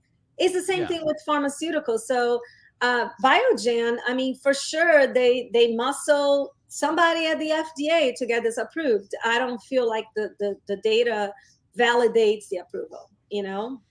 And there's been a lot of reporting on just first off, it's a very expensive drug, and it's basically it's like the number of people who are going to end up using this drug is going to end up being really, really small, probably. Yeah. Right. Yeah. No, it wasn't justified. But let me put some examples here on the board for you guys. Let's put BCRX, and I'll explain to you guys why BCRX is doing so well and why is it so hard to invest in biotech. Just put it up. So BCRX, I'll give you guys a perfect example. When you have a company that approves the drug, it tanks immediately. You're gonna see every single approval, right? You see the stock goes up, like for example, KMPH went up to $20 and went down to $7. What happened is big companies, investors will not really invest in a company until they can approve that they can actually be successful launching a drug, and they can be successful converting patients, and they can be successful, with the launch, that they're going to actually be profitable. So BCRX came out, showed really, really strong quarterly results. That's when I increased my position after the first quarter, because I knew this company was going to do really well, and I like the management. So, but when you look at it was heavily shorted, right? In the last couple of days, went up like 40%, I think, Spencer. It went up a lot in the last 3 or 4 days. You can see it right there. So like a couple of days ago, we were at, let's just say, January, what is that, 6th? January 6th, we were at $11. Yes. We're 16 a week later. That's nuts, right? Yeah. And this is one of my highest conviction. I told you guys this is going to be a $200 share stock if they don't get buy out in a few years. So I have a very strong conviction here. So here's what the CEO did. The CEO reported, early ER, talking about that. Wait. ER. What does not that mean? Really a ER. He submitted. Wait, no. I need you. Don't you? I don't know what that means. Tell me what that means. Earnings reports. Earnings. ER. Okay, earnings. Thank you. Yeah. Okay. So the CEO posted on that day that the stock went up. The CEO posted that BC Orladale is tracked to have $122 million in sales for the year, and they're projecting peak sales to be $1 billion drug. And so with that valuation of $1 billion, a BCRX should be a $5 billion market cap. So we would have looking at like at $25 a share. So I had a really good biotech investor on Twitter, a big trader, kind of a challenge me saying, well, peak sales doesn't mean anything. This other company talks about $5 billion in peak sales, but they have a zero revenue. Here's the difference. The reason that they can project the peak sales is because they have a baseline. They know what the conversions are for taking business out of Takeda and what has been the rate of growth and conversion. So they have a baseline. Obviously, if you're a company that says, oh, I'm going to give a $5 billion projecting sales, has zero revenue, how are you going to base off? So that's why it is going to be $1 billion drug for sure. And I'm very positive about that. But I'll give you an example. Like if you go to ZERS, people can understand like it just got approved for, a rare disease. So XERS. Wait. ZERS, XERS. So got approved, right? And then tanked. Why? Because they need to prove that they can actually be successful. Until they're not successful, I wouldn't touch it. I wouldn't touch it until they report the first earnings to see how they're gonna do. That's why people sell on the news, guys. That's why people sell when there's when there's a PDUFA, when there's a clinical data. They just sell because you need to prove that you can be profitable and be on your own, right? To actually eventually to be bought out. So Yeah, I'll give you a last example, because people don't understand EVFM. EVFM is another perfect example. Everyone was raving about this gel that's non-hormonal, that's gonna prevent pregnancy, that's gonna be amazing for teens because you don't have to be on hormones. The problem was this company had no revenues and it was spending $4 million in advertising like they were Johnson Johnson. So bad management, good drug, bad management. So that's why I'll go heavy after I know the company can prove that they can be successful. Does that make sense? Yeah, I think we don't talk about that enough. Probably we spend so much time focusing on like the approval pipeline. Oh, it's at phase 1, phase 2, phase 3. Oh, it met the primary endpoint. Blah blah blah. Yeah. But like that's only it is only the first part of the battle. Then you got to go out and you got to sell the thing. You got to make sure people are using your drug that you invested all this money and time in getting approved. Approval is great.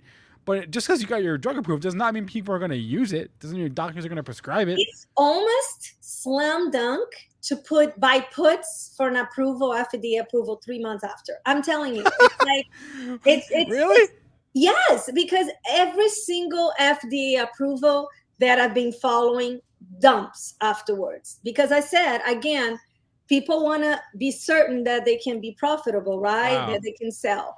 So, so this is the problem that we're going on. So I want to talk to you guys about Prog, because Prog is another one that I'm very, very positive that will be a good company. But why is it awful? It's painful to watch. Sorry, so hold look on. at I'm sorry. PROG. Prog, I got you. Okay. So PROG, awful. Literally like awful, there's why? Because it's the preclinical stages, so I held some 5,000 shares. I will add more once I see a reversal, but here's the thing that we haven't to not forget about fundamentally. This company was owning money to this other company, and this other company, instead of having them pay them back, they decided to take shares in return of equity. So this company believes that Prog is going to be a good company. They have the preeclampsia testing that's going to be huge. There's a huge unmet need. They have, the delivery system. So, but they do have, everything is too early. They're all preclinical. So they have some catalysts in Q2.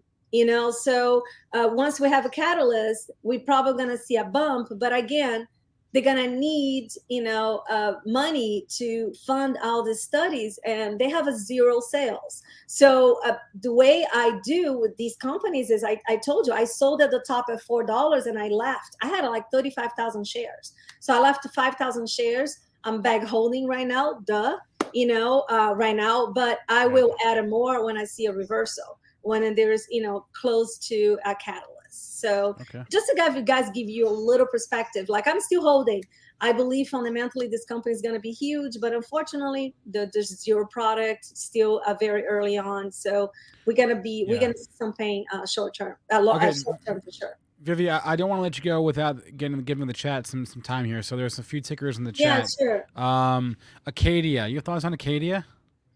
I like Acadia. I used to own Acadia at like $7, and I sold like at 20. I would have to revisit. They have a really good. There's one of the companies that are actually be able to stand on their own, and they're like really big into CNS drugs. So I like Acadia. I just have to check what's going on in the pipe for them. Okay, I'm scrolling in the chat. I see you guys. Hold on. Okay, Tony from Toledo, NSPR. Yes, and SPR. Oh my God, I lost. I don't even want to tell you guys. I was one of stupid, tried to go all in, lost a lot of money. I still believe that this company has potential. We have like the biggest cardiologist on the board of directors, but they are still don't have the product approved in the United States. Again, I was too early, and when I bought it, like so many shares. I lost like almost 6 figures on here. I have to be honest. You can't win everything, and that was my biggest mistake. I went in heavy, and then the RS came. The reverse split and took this shares down to the dumpster. So it's a company I will revisit when it's close to FDA approval. Okay, a couple more, and then we're gonna let Vivi run here. Sorry, I'm doing a bunch of things, trying to look at the chat, trying to listen to Vivi. Any insights? This is not one I know. ANVS. Let me bring it up on this chart here. Oh boy, NVS is not the one. The Alzheimer's drug is also another one that, oh my God, there was reports that the data was manipulated, but then FDA came back saying that they done study and there was no manipulation of data. But I think it's Alzheimer's. Nobody has been able to be successful in Alzheimer's. Like you can maybe alleviate some symptoms, but look at a Biogen. Everyone is getting hit because it's an Alzheimer's that really is not reversing Alzheimer's. So I have a very hesitant in investing in companies that are doing Alzheimer's, because I think it's a very, very hard condition to reverse. And then we'll do one or two more. HGEN. Again, another company, HEGN, another company that had an amazing drug to cure COVID. But guess what? Now we have the vaccines, right? After they squished them down because they had a Gilead with the Remdesivir, which it did not have a better efficacy than this drug. But now, with the vaccine, it's really relieving symptoms and minimizing hospital stays. That's why I feel like Gilead's going to have a hard time selling Remdesivir. I don't think the sales are there. So that's the problem. This company got crushed on, from big pharma, and now with the vaccines out. Do we really need a drug to cure COVID? How many people?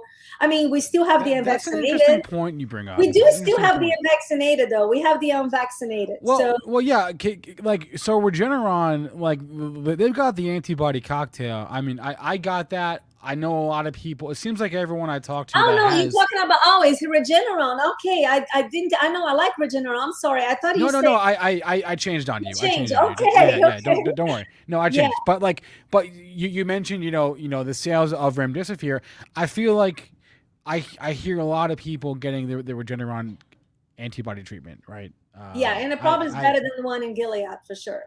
Yeah, I feel like I don't know what the sales of that are, but we're gonna find out probably in the next few weeks when they come out with their earnings. But so do you think? Okay, Spencer, do you think that little company like HAGN can compete with the Regeneron? I'll give you a perfect example. AGN was coming out, had a BLA, had a PDUFA for December.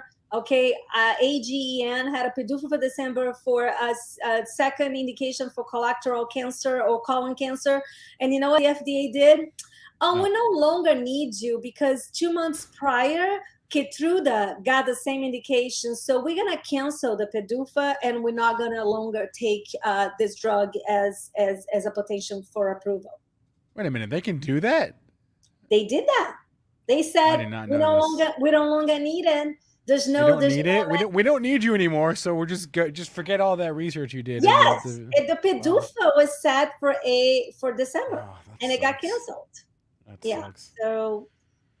This is why biotech is ridiculously hard. And then Spencer, look at XBI. We need a buyout. We need recover in XBI. XBI has been the worst performing sector in 14 months. A buyout, Vivi. You need 50 buyouts to lift this thing up. We do. You would need a lot more than one, I think. Yeah. Look, it's all cyclical. It's all cyclical. Cyclical? Are you freaking kidding me? It's been 14 months of a cycle. When is this going to end? What about the previous 14 months, Vivi? Oh, yeah, but a cyclical shouldn't be 14 months. Should it be more like, half a year. You know how the sectors like, oh, this quarter is gonna be, good. The other quarter is gonna be construction. The other quarter is gonna be, pharma, small cap. No, this is out of control. I never seen such a sector. It feels like everybody all of a sudden got a cure from all the diseases, and cancer got cured. We're not gonna have any more diseases. Everybody got cured, and we don't need to, we don't need to buy. It's all good. Yeah. No more disease. We're all good here. Yes, no more disease. Yeah. Why invest in biotech? Everybody's cured. Yeah. It feels like it. So hopefully we'll bounce from here. Probably the perfect time right now in our shows to talk about biotechs, because there's a lot of good little companies for sale. So we'll touch on it next time.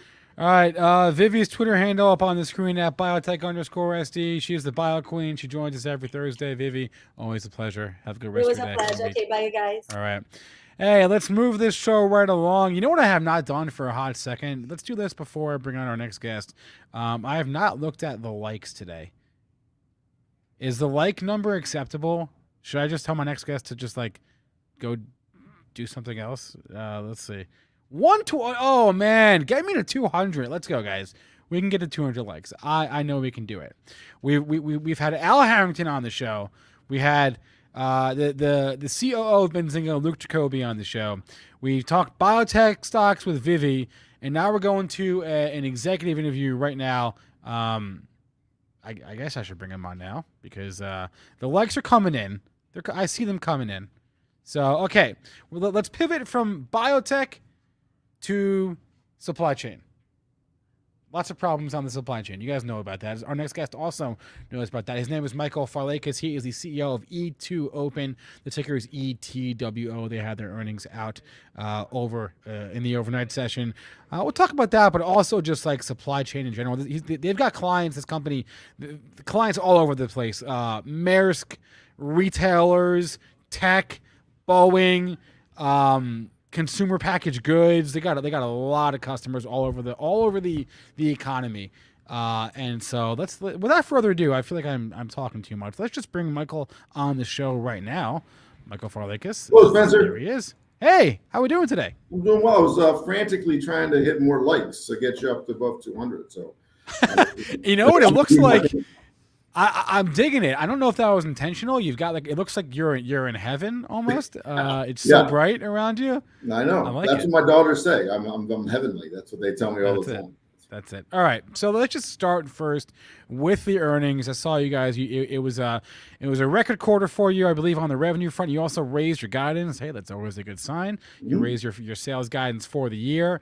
What went into last quarter, and what went into the decision to raise the guidance?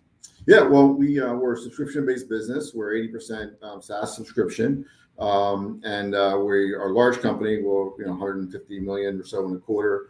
So we're a big business at scale. We're growing over 11%. Our revenue numbers really indicate past bookings, and really excited about our bookings progress and our revenue progress year to date. And we're excited about the future. We've kind of built a great business, and we have a lot more to do.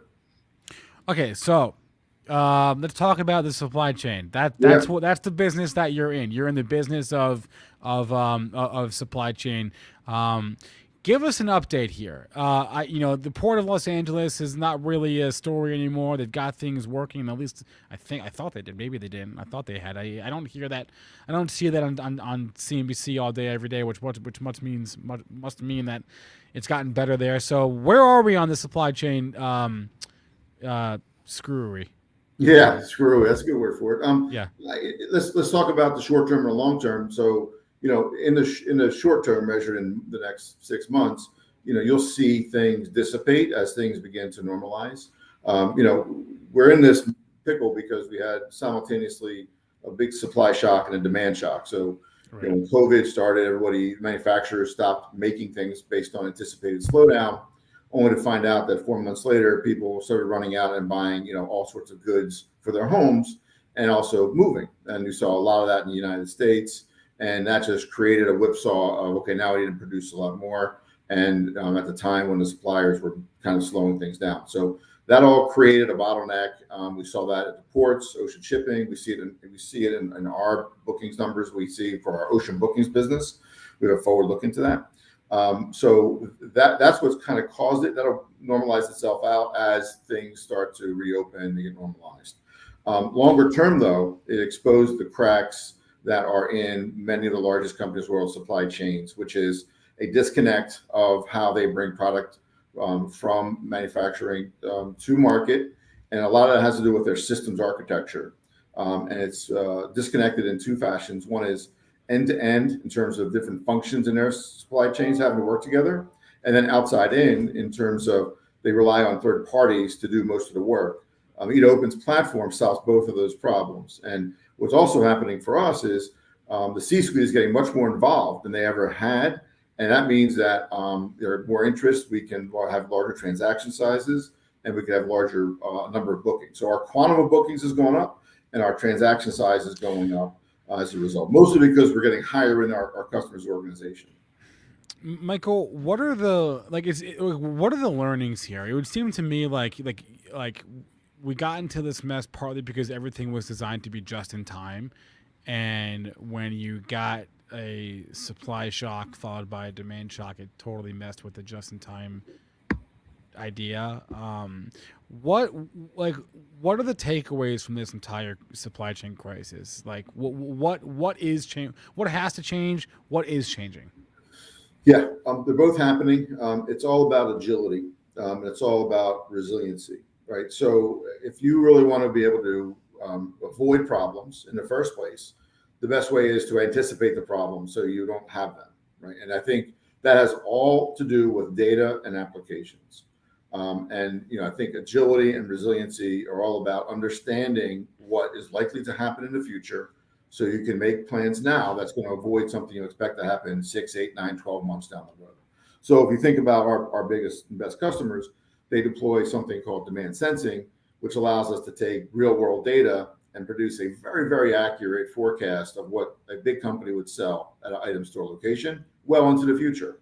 That just makes everything happen much better and easier on the back end. So the big issue is more agility and more resilience, and that all comes from the ability to change more quickly based on what you expect to happen in the future. To do that, big companies have to really rethink their supply chain technology architecture, because before things move, you have to understand what you're going to make, when you're going to make it, where you're going to make it, and then go make it. So the actual movement of goods is the last thing you do. The perception of what you need to do is the first thing you need to do. That's where a platform like ETWO comes in, in a big way. And as you said, we have the biggest companies in the world, the most impressive brands in the world, all are adopting our solutions across the supply chain to help them do that. Yeah.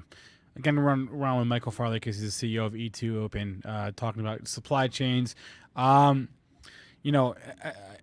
best you can answer this, Michael, like when do you see the global supply chain returning to some semblance of normalcy, or is that? I think it'll get more thing?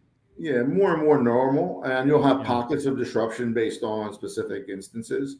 But I would suspect as you kind of get into the late spring, early summer, things will start to kind of become a little bit more normal. You'll have areas that you have excess demand and not enough supply. But manufacturers are smart, and they see demand, and they understand it, and they'll adapt to what they see. So I would expect that to be kind of later this year is when things get much more normal. And then I'm just curious, you offer your supply chain software to retailers like the Gap and Dick's, and food companies like Kellogg, and shipping companies like Maersk, and technology companies like Cisco and Microsoft, and then there's Boeing and all that. Of all the different sectors and the industries that you have customers in, who seemed like the most affected, and who seemed the least affected?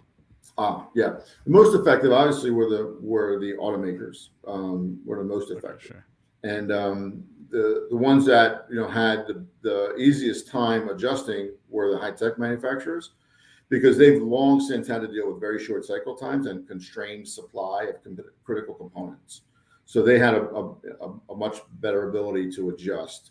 And if you think about automotive makers, they're quickly becoming high-tech manufacturers, not in the obvious sense of they have more compute power in their cars, but in a supply chain sense, they have to now deal with constrained supply where they never had to deal with that before. So if you make a car 20 years ago, you could get enough aluminum and tires and glass and plastic to make whatever you need, just stockpile more of it and you're fine. The amount of semiconductors is always going to be constrained. And that's something that the high-tech manufacturers have dealt with for 20 years. In fact, that's how our company was built, to solve that problem. So I think those are the ones that are most affected and have the biggest amount of change to make. And then you look at the process industries, the fast-moving consumer good industries, those folks have, little long production lines. And I think they're having a little easier time to adjust as well. For them, it's about how do I sense my demand, more quickly earlier on. But automotive for sure, most affected and has the most amount of work to do to get to what I call a more agile, more resilient supply chain. Michael Farlekas, CEO of ETWO. We're talking supply chain software. Michael, thanks for coming on. Whoa, hit me on mic. Thanks for coming on the show today. Have a good one. All right, thank you. All right. Hey, AB, I see you lurking. How we doing, Spencer? How we doing? I missed you. You know what happened? If you're wondering where Aaron went, I'll tell you exactly where he went. We got a message that went to the whole company. It said, "Food is here." That is true. Jason, if you're still out there, Jason, thank you for the Wingstop. What Wingstop? I don't see any Wingstop. There's some in the kitchen. Go check it out. If you say so. He went to get it. He left me here, riding solo. As soon as I saw that message, I didn't see the message. I just saw people. Well, you were inside. I saw people migrating to the kitchen. I was like, where's everyone going right now? And then I saw, big brain. It all made sense. Big brain. Anyway, it is 12:56. We're going to have the TradeZero guys in a couple minutes. We're talking, what is your favorite short indicator? What is your favorite thing that when you see it, it makes you want to short a stock? Is it something on the charts? Is it something fundamental? Is it something in the news? I'm going to ask the guys from TradeZero that very question in a couple minutes, and I want to ask you that question, Aaron, and also in the chat. I'm curious what everyone's favorite short indicator is. That's the topic of today's segment. Thank you, Herd Scrambler. He says they saved me one wing. I very much look forward to that in an hour. Well, yeah, it's a good day to talk about shorting. I mean, the S&P 500 is down almost a full percent, about 0.7%. Wait, so what's the deal? Let me bring up my pro. It looks like it's trying to come back a little bit. I mean, at one point it was down about 8.5%. Currently, only down about 7.5%. So, you want to see my portfolio today? That's my portfolio in Benzinga Pro. That doesn't look great. Wait. Why is the TLT? Wait, this isn't even updated. I have a couple of things on here that are there. Anyway, the top of it is right. That's a lot of red. Let's go to the overall market. Ouch. Staples, industrials, real estate, and utes. What's a ute? We watched My Cousin Vinny over the weekend. Great movie. I fell asleep, but I've seen it before. Look at Ford though. Ford's showing some relative strength compared to the rest of the market right now. It's Ford at 25. Okay. Now this, how many times has Ford tried and failed to get above 25? Let's just count the days right now. 1, 2, 3, 4, 5. It spent a week trying to get above 25. It did it now. So that's test number 1. Test number 2, you got to see it hold. I want to see Ford close above $25 today. If they can do that, that's awesome. If it can't, if it closes the day like 24.50 or 24, not a good sign. Not a good sign. But I want to see it hold and close above 25. And then if that happens, I mean, let's just zoom way the heck out here. There's nothing in here. We're at 21-year highs. Let's keep on going, everyone. So that's a great observation, Aaron. What else you got on the outperforming front? Anything? Yeah, there's a couple names out there. Yeah. Southwest is up about 2% right now. LUV, one of the all-time best ticker symbols. Yep. Okay, but how's Delta? They're the ones that have their earnings today. The airlines are all trading higher. Interesting. How's space doing? Is that okay? It's still in double digits, so that's saying something. Right. I'm not quite sure what that says, but it says something.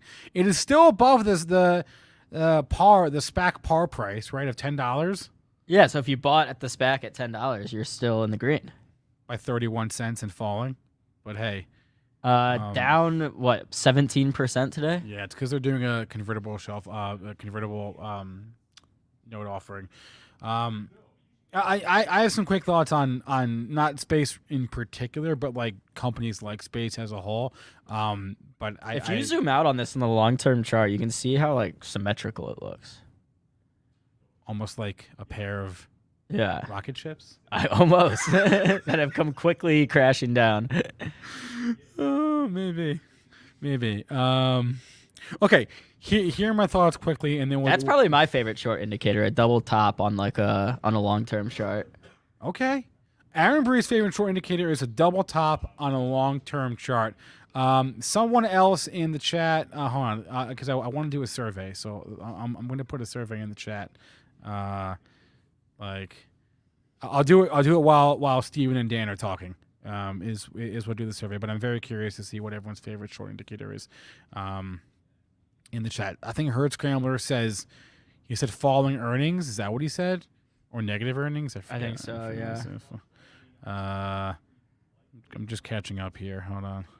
Yeah, I was actually going back through all of BlackBerry's like old reports, and you could quickly see when their revenue quarter over quarter went from being in like the billions to the hundreds of millions, then quickly falling from there. Like it was a very clear pattern. I'm not saying every company's like BlackBerry, but sometimes if you're looking at the earnings, you can tell when a stock starts to, when a company starts to kind of go in the wrong way. Yeah. Okay. Yeah. So it was Super SPAC Man said negative earnings. Jay Rice goes, favorite short indicator is when CNBC guest says buy. Okay, I dig it. The problem is like that means you got to watch CNBC all the time. I don't know if I'm trying to do that. Oh, Justin M. Zynga should buy Wordle. We have not played Wordle yet today. We'll have to ask our next guest if they play. I'm curious. Maybe I don't know if we even know if we'll have time today. I think we probably will after the TradeZero guys. So without further ado, it is time for our recurring segment that we are calling Zero Hassle Short Selling with TradeZero, sponsored by Coca-Cola. No, not really sponsored by Coca-Cola. But hey, Coke, hit us up if you want to sponsor us. If they have money. If they probably do. If they have money. If they have money. Let's do it. Let's bring them up.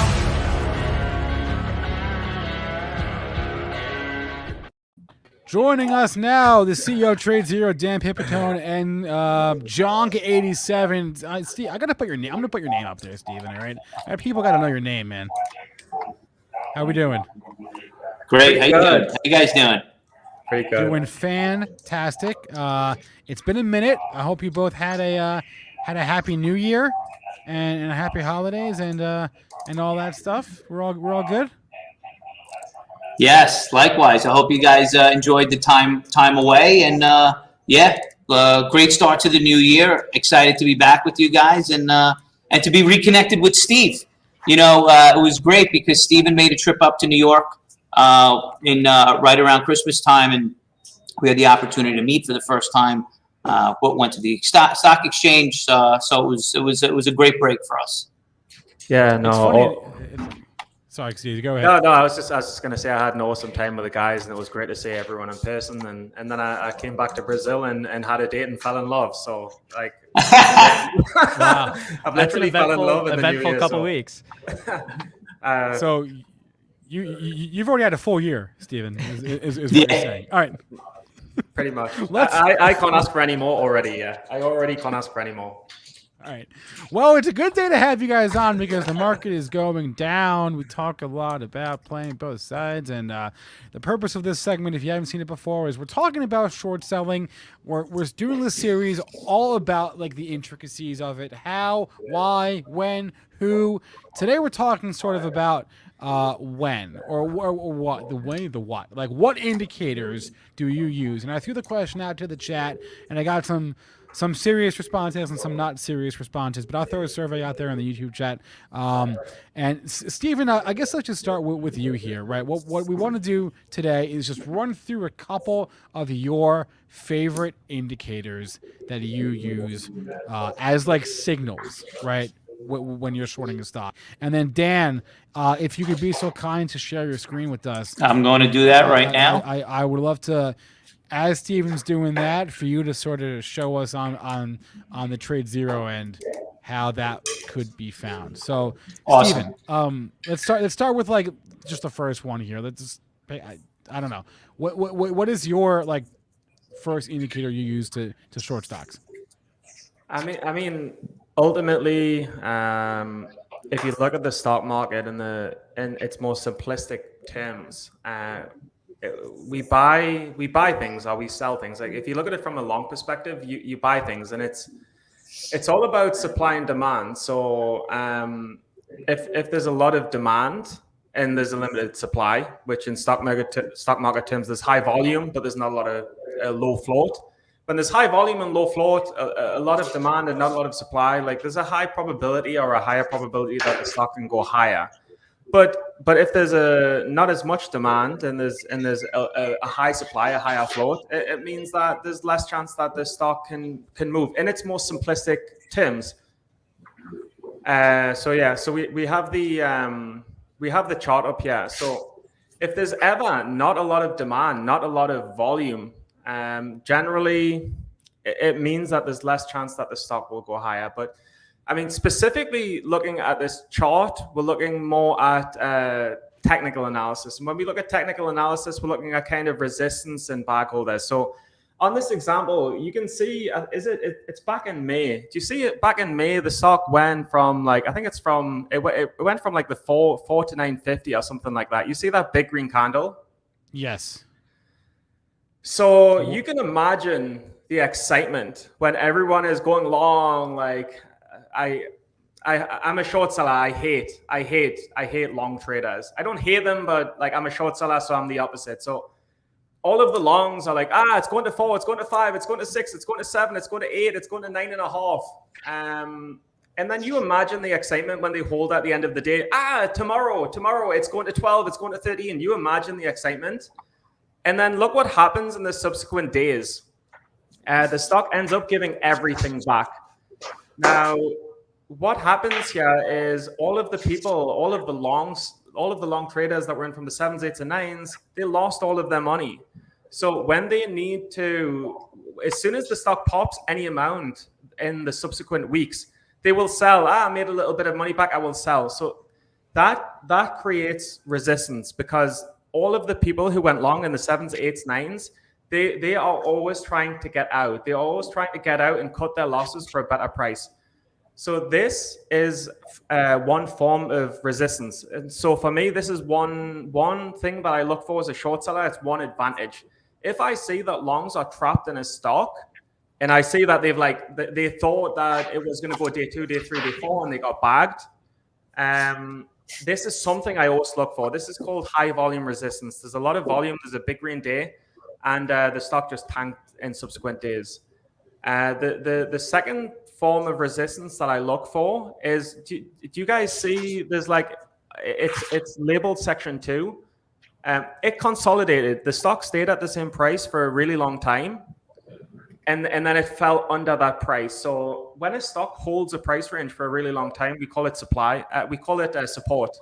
And when it falls through, that support becomes resistance. Once you fall through a key level, it's then resistance. Support becomes resistance. So to go back above that level, it becomes resistance, right? Once it falls through, like it holds it, and it's a point of strength. But once it falls through, that strength is now a weakness. So if we look at the final day, there's a red candle. It's the last candle at the bottom section on the daily chart. When a stock gaps up to that resistance, it's going to be hard to get through, because naturally it's become a wall, like Game of Thrones. You know, Game of Thrones, where on the north side they all have a wall and they can't get through the wall. It's the same thing, but stocks. Now, Dan, here, let me get that off the screen there for a second. Dan, I want to bring up your screen if I can. Can you show us like sort of on the platform side, how like we could see this in action? Just pull up. Wow, that's a lot of tables. Oh my gosh, a lot of stuff happening here. A lot of stuff. Yeah. So on here. the pro platform, guys, what Steve is referencing here is what he's pulled up is actually some intraday charts, and the way that you're able to pull these up on the platform, looking at the very top on the toolbar here, you're going to go to where it says Pro Charts. Additionally, what I like to do is if you right-click on the green circle there, you can go to Use Main Bar. You get a little bit nicer, prettier buttons, albeit they take a little bit of your screen real estate. But by clicking on the Pro Charts, it's going to open up a chart window. I don't know. Let's put up Intel. And what Steve was looking at was a daily chart, which you can just click on the daily link there, and then he's also illustrating the volume as on his charts, which we show that right at the bottom of the chart. But all of this stuff can be configured and customized to your liking and to what fits on your screen and the periodicity of the charts. One of the main things of the platform that we encourage folks to do is to link windows.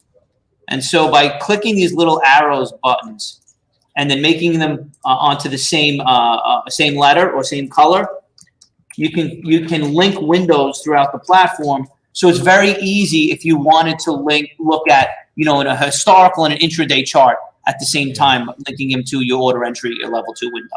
So it's very easy to set up and navigate on the Pro platform, as I have demonstrated here. And just to say, Dan, you've got Zero Pro looking pretty sexy. I have a similar customized layout to you, and you've also got it very good. Thanks, appreciate that. Let's move on here to another example, another indicator that Steve uses. I'm not as the volume indicator. I think is well known. I'm not as familiar with this next one, Steve. And if you could sort of walk us through. Oh wait, was that the one? That's the one. Yeah, that's the one. Do I have the right image up? I'm sure. Do I have the right image up, or is yeah, that one. Okay, I'm good. Okay, I mean, so just to look in comparison against weak volume versus high volume. So in this example, the stock is gapped up, but there's not a lot of volume, right? It's traded 20 million volume on the bottom section of the chart. We can see it's 20 million on the daily chart. So I mean, like with anything, if there's a high demand but there's not a lot of supply, like in this example, the stock is gapped up. Do you see how I can't see exactly, but like the stock closed maybe in the 2s and it opened in the 3s, or the 4s. So if a stock has a gap overnight, say it has news overnight, it needs volume to sustain the gap. But if it trades only 20 million in volume, that for me is not enough volume. It needs to trade like 150, 200 million. So if we go to the next example, you can see that if a stock makes a big gap up, but it doesn't have the volume to sustain, it doesn't have the demand, it doesn't have the attention to sustain, it will give back. So this is a short indicator. But for example, if we look at this chart, it didn't trade 20 million on the day, it traded 275 million on the day. And that 275 million volume day was the precursor to an outrageously insane move where the stock went from 2 to 44, which is like an insane move. It's outrageous. It's a short seller's nightmare. But it's not a short seller's nightmare if you can read the indicators, if you can see the precursors to a big move. And it's the most basic one. The stock market is governed on supply versus demand. And if you look for shorts with not a lot of demand, like the previous example, and you can recognize a short that is not a good short, it's a better long because it has a lot of demand. Yeah.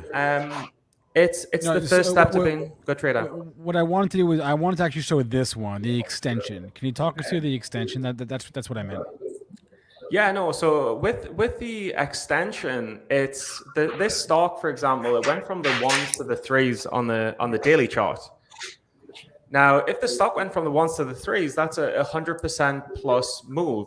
And if it doesn't have the volume to sustain the move, it traded like 100 million. So we've looked at two examples previously. One traded 20 million and it failed. The other traded like significantly more and it ran. And this is somewhere in the middle. So if the big gap up, if the overnight extension doesn't have enough volume to sustain, it becomes a short. And this is the textbook bread and butter setup that I look for as a short. All right, I want to keep going here, and there's another one. There's another indicator that I like using, on Benzinga Pro. I'm going to bring it up on my screen right now, and that is understanding news flow, understanding press releases, right? When a press release hits the wire, press releases are designed to be positive, right? I mean, come on, they're press releases. That's kind of the point, but that doesn't mean the stock needs to go higher off of a seemingly good press release, right? So I want to show you this one. This is actually from today. Where's my screen? Where's my Benzinga Pro? Here it is. This is actually from today. Okay, so the ticker here is WKEY. I'm in a press release right now on Benzinga Pro. Here's the headline. They successfully launched their first Internet of Things satellite today with SpaceX. Cool. However, this was not new news. The news that WiseKey was doing a launch with SpaceX, all you had to do was look lower on the screen. I think it was it December, where they announced that, hey, we're doing a launch with SpaceX. You just have to scroll. It was one of these headlines here. Hold on, I just had it up before. Spencer, it looks like there was a big pop in the stock back in April. Yeah, well, right. Okay, so but I'll get there. So, but I want to look at today's press release, like today, literally, and then if I go to the chart, okay, look, this morning, it's not much, but it's something, right? It opened up higher and it spiked off the open on this press release, but it wasn't even new news. It was a confirmation of news that was already out there. So once the open hits and the real volume comes in, it trades lower. That literally happened this morning. And if we zoom out to Dan's point, and Dan, I guess can I pull up your chart? Do you have it up? I do. All right, let's pull up your chart. Yeah. And so when huge spikes like that happen, right, there's a very good chance that it's driven by one of two things. It's either the thing I just talked about, which is like some news, or it's the thing we're going to talk about next, which is like social chatter, right? These press releases can lead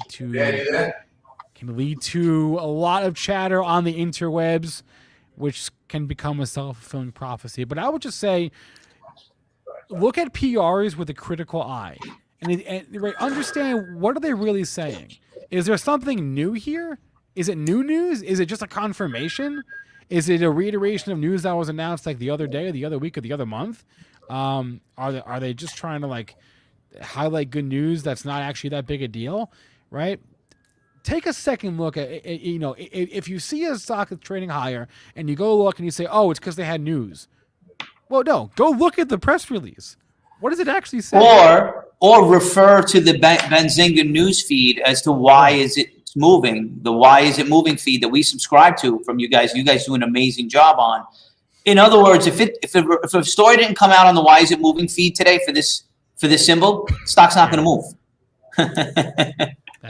Yeah, so I think to your point though, Spencer, when those kind of weird releases come out that don't have any impact, you guys aren't picking it up.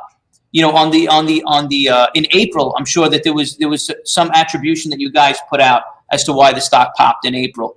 So I love that feature that you guys provide, that we bring into the platform, that really does a great job explaining in a headline. Forget about reading the whole story. In a headline, the reason why a stock is popped or dropped in a significant way. And again, the whole idea behind that, is like you don't even have to be on Benzinga Pro. You could be on TradeZero. You could wherever. Correct. The whole idea is like that gets sent out there into the ether, into the world. So just take a second, think critically. I'm sorry, Steve. What were you going to say?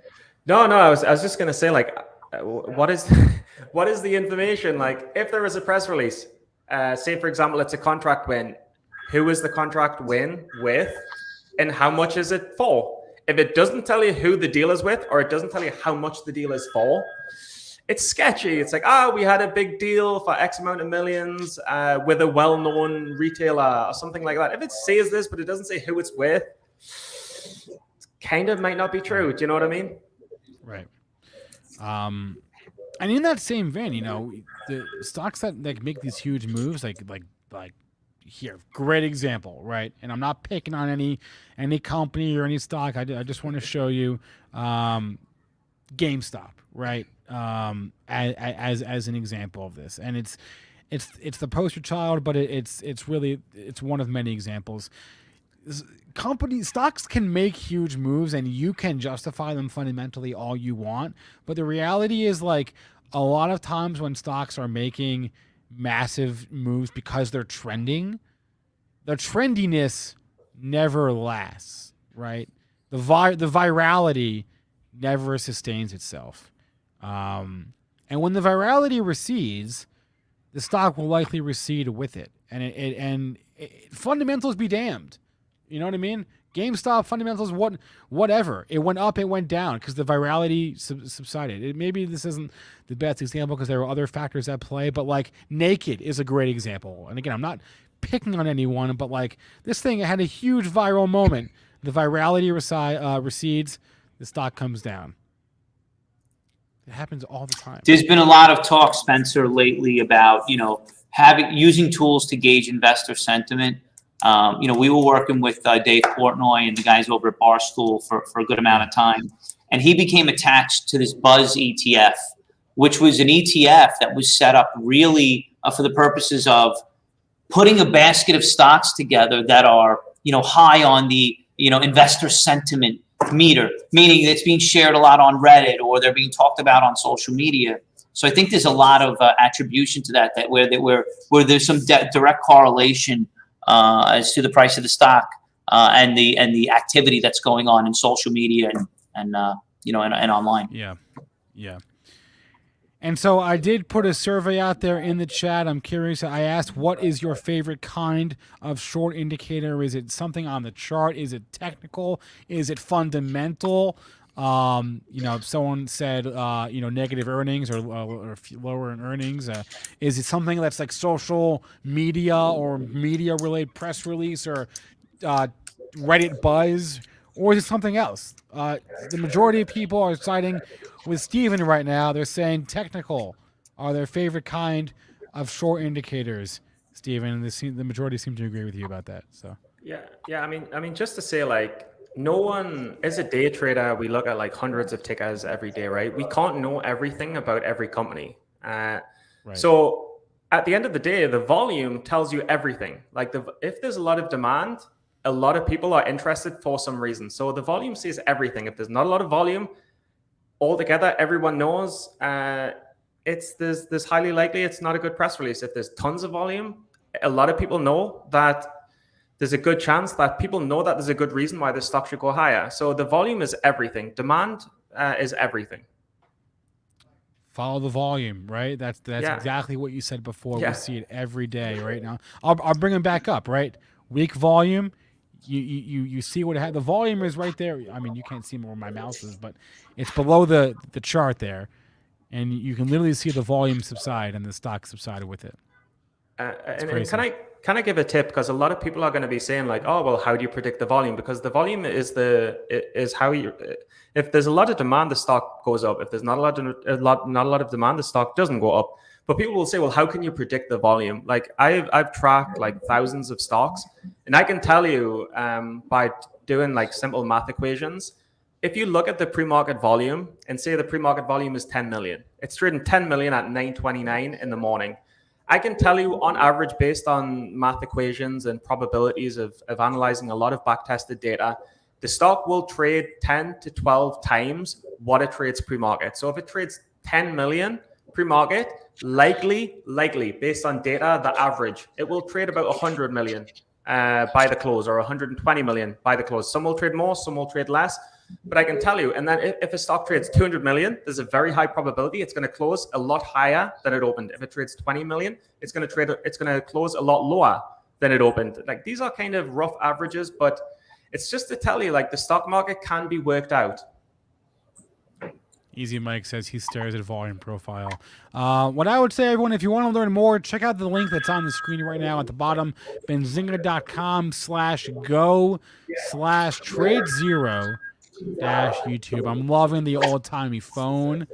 Makes me feel like I'm in the 1940s in a film noir. Loving it. Yellow. But anyway, Dan Pipitone, Steven Johnson. We will catch you guys next week for our next segment on short selling. If there's any questions, guys, for Dan, for Steven, drop them in the chat. Tweet at them. Tweet at Steven. His handle's up on the screen. Tweet at Dan. Dan isn't your handle, just your name. It's Dan Pipitone. Dan Pip NY on Twitter. Dan Pip NY. Tweet at TradeZero with your questions on the platform. Again, the link is on the screen. Link is in the description as well. Dan, Steven, thanks for coming on as always. Thanks, Spencer. Rest of the day and good luck. Be well, brother. Likewise. Alrighty. Later. Be well. Later. And no, whoever asked, Steven is not in a cell. Come on. He's in a quiet room. Anyway. Aaron, what's up, man? What is up, Spencer? Yeah, Jay Rice. AMC CEO Adam Aaron did sell more stock last night, but this was part of a predetermined trading plan. Let's talk about that. Let's talk about it. I have thoughts. And my thoughts are that, like, if I was Adam Aaron and I was trying to figure out, okay, how do I sell without freaking people out? What do I do? Oh, I know. I'll just file like a 10b5-1 plan with the SEC so that I don't really have control per se over the when and the how, but it'll enable me to, sell some stock and do whatever I want to do, right? Diversify or whatever. Well, yeah, I mean, and he went to Twitter. Yeah. He said, he said back in August that when he turned 67, he was going to, this was going to be part of the plan. Yeah. So it's not out of the ordinary, and I think it's key too. He says he still owns over 2 million, more than 2 million AMC shares. Yes. So at say, $20 a pop, that's what, 40 million in. So, yeah, he still owns a lot. Okay, but here's the thing. First off, it's always notable when the CEO of a company sells, even if, Elon Musk, for example, hadn't sold Tesla stock for a decade, even if he's only selling for tax purposes, and that's a relatively benign reason, it's still notable, okay? Now, with regards to AMC in particular, look at the chart. You can look at that and you can say, oh, wait a minute, the CEO of AMC, who's he selling to? He's selling to the people to the bag holders. That's who he's selling to, right? If you're bearish AMC, that's what you think, right? There are many reasons for a CEO to sell stock in their company. They might sell because taxes, like Elon Musk. They might sell because they're going through a divorce. They might sell because they're trying to buy a house. We don't know why, right? They don't have to tell us. But it's super notable. Like it's all about framing, right? I think it was the Wall Street Journal today that said the headline on the journal was CEO of AMC sells more stock, says he's quote all in. You know what I mean? It's all about how you frame it. I think I wouldn't love in general. I wouldn't love a company that the CEO was like just consistently selling. Now he says he's done, and if that's the case, then fine. It's just not a super great look. Even if he's being genuine, even if he's like genuinely just trying to diversify because he's 67 and has all his net worth tied up in this one company and needs to do some financial planning, and fine, that's a legit reason to sell stock. It just doesn't feel great to me. I mean, he's 67. It makes sense. You want to have. It's a convenient excuse, is all I'm saying. It is a convenient excuse. Yeah. Well, we say this all the time. There are a million different reasons to sell. Like you said, Spencer, taxes. But there's really only one reason to buy. So I always like seeing when a company has insiders actively buying the stock, because that shows that the people that have the most knowledge about that company is bullish for that company's future. So to me, you know, anytime you see a insider buying, great news. I think for AMC, I don't know if the story is done yet. I mean, like if Adam Aaron he's done selling like he said he is, there may be another run left in store. I just don't know if I see this going all the way back down to where it was pre-COVID levels without, like one last shebang. Would you rather GameStop or AMC? I'd rather GameStop in a heartbeat. Ooh. It's a tough one. I'd rather GameStop. I mean, they're if one runs, the other one will run too. I would rather own GameStop than AMC, just straight up. That's like, but it's so much it's such a higher price, like on the. I don't care. I don't care. It comes down to like Ryan like those guys have been tight-lipped. They haven't really leaned into the whole virality of their stock. They're trying something new with crypto and NFTs. I'm just not convinced on AMC. Brent, I hear your point. Yes. Executives are people too. CEOs are people. They should be able to sell. I'm not against that.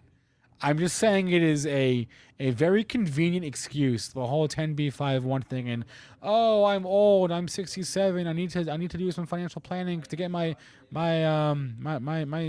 estate in order. Well, I think you could also say just sentiment. That's what I would do if I were him. So, you know what I mean? I would just say sentiment of the company aside, right? If you own shares starting at like a $4 price point and it goes up that much that quickly and you have that large of a position, right? If you were just a trader and you had no connection to this company, but you had shares at $4 and it goes to 20 for a 500% gain in a year, right? It'd be smart to trim that position a little bit. If you say you have 100,000 shares, you sell 10,000, you keep 90% of them. He's keeping the majority of his shares, and I think that's the key thing here. I think if he was really, just dumping his stock, he still has more than 2 million shares. I didn't say it was the stupid sale. Right. Yeah. So I think we can agree it's notable, but it's not as big of a deal as maybe some are making it out to be on headlines or whatnot. Yeah. He's thank you, Brent. He's being prudent. He's doing financial planning. He's doing what you're supposed to do. Brent's got good words. Brent knows words. Brent has the best words. Anyway, let's catch up on the chat. ITUB. Yeah, the CFO. Thank you, Tiny Pie. Didn't the CFO sell everything? I think that's like the only time I can ever remember the CFO of the company selling all of his stock. That was weird. That was a few months ago. That was weird. Is Ford the only stock showing strength right now, or no. TSM? No. Burke B.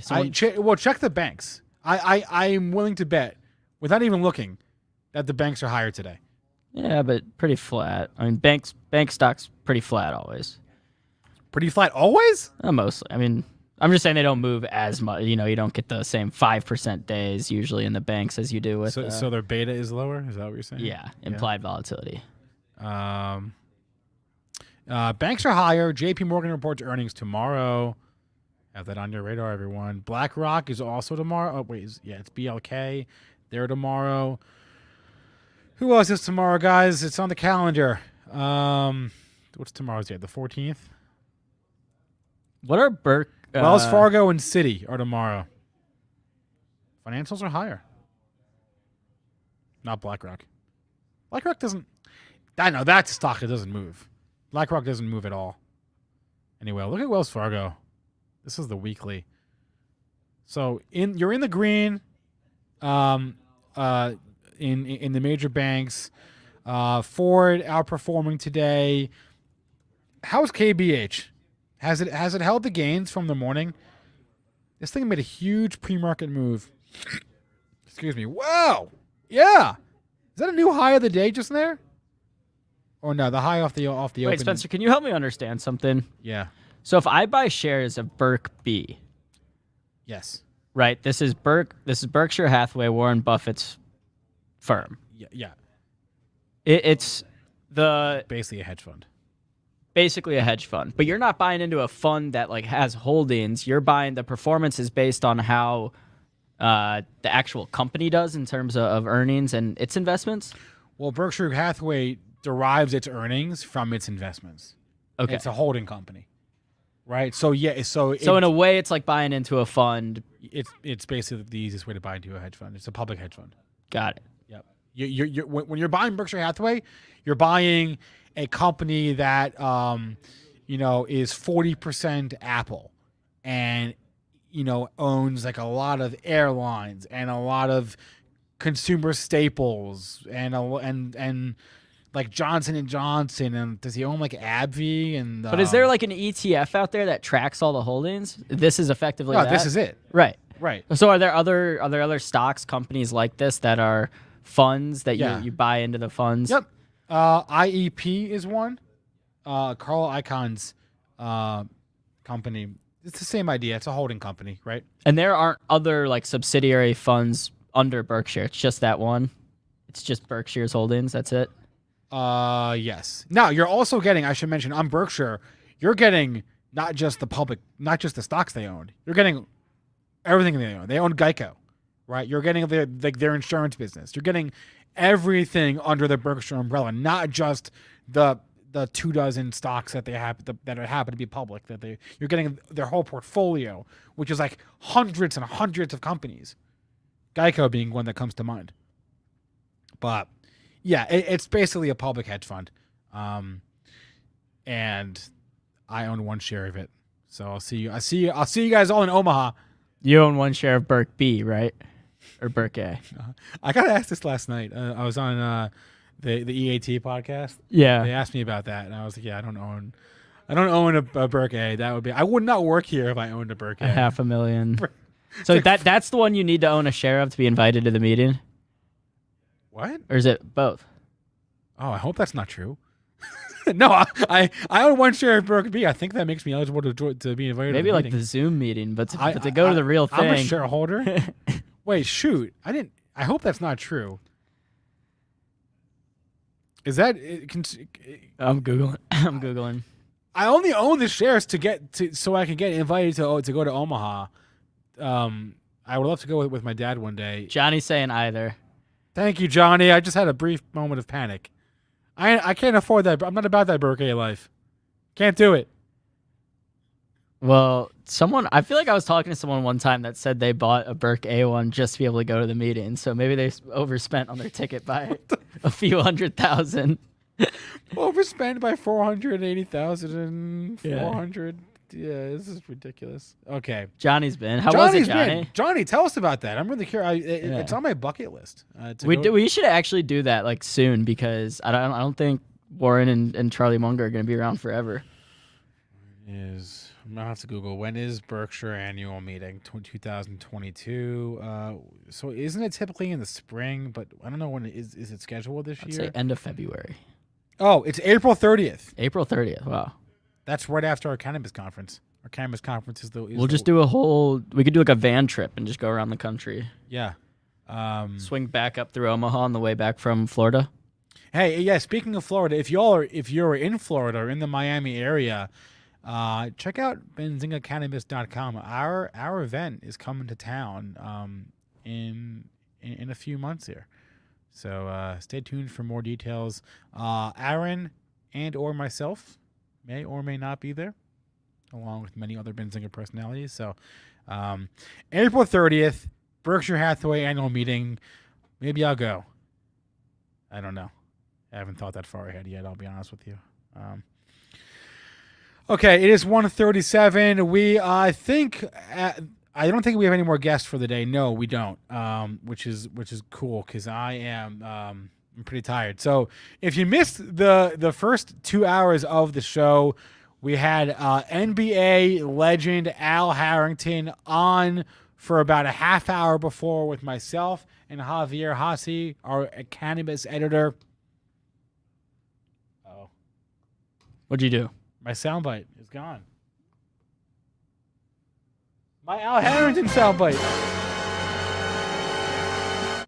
My Al Harrington soundbite's gone. Yeah, if you want to watch that, just scroll back on YouTube about an hour and a half, 2 hours. So sad. Was a great interview. Always fun to have in studio guests. It's a different kind. I get nervous. Even when Joel was here, I get nervous. Like, it's different to like have someone like right next to you. I'm used to you. Yeah. Yeah. I'm here. Yeah, you're here every day. But like, it's different to talk to someone in person and not through a screen. It's just a whole different animal.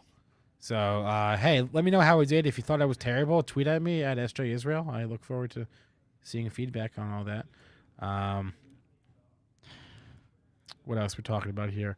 Yeah, okay. So we had Al on. We talked biotech with Vivi.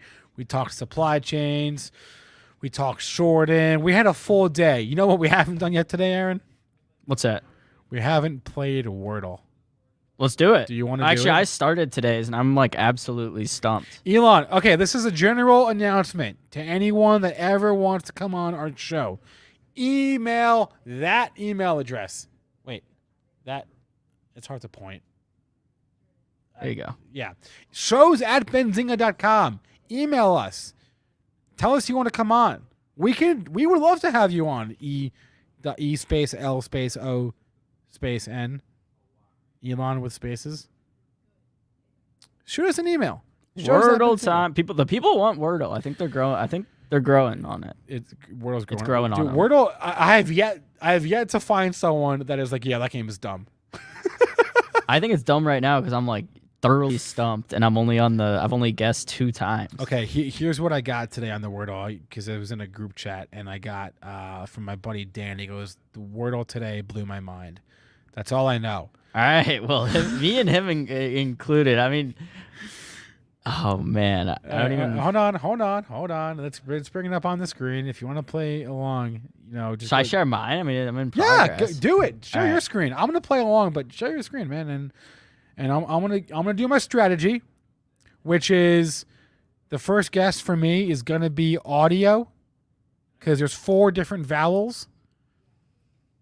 If you have no idea what this game is, you got 6 chances to guess the word of the day. There are no clues. And if the only clues are you have a letter correct and a letter in the right place. So it starts with an A.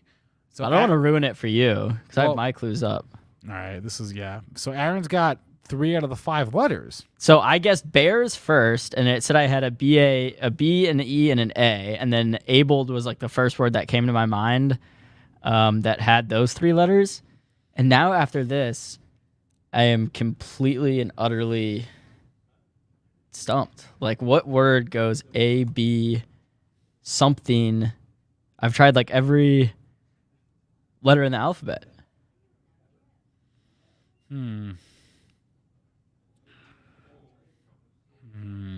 This is an interesting one. Oh! Whoa! Oh. Look at that! Look at that! Is that a word? No.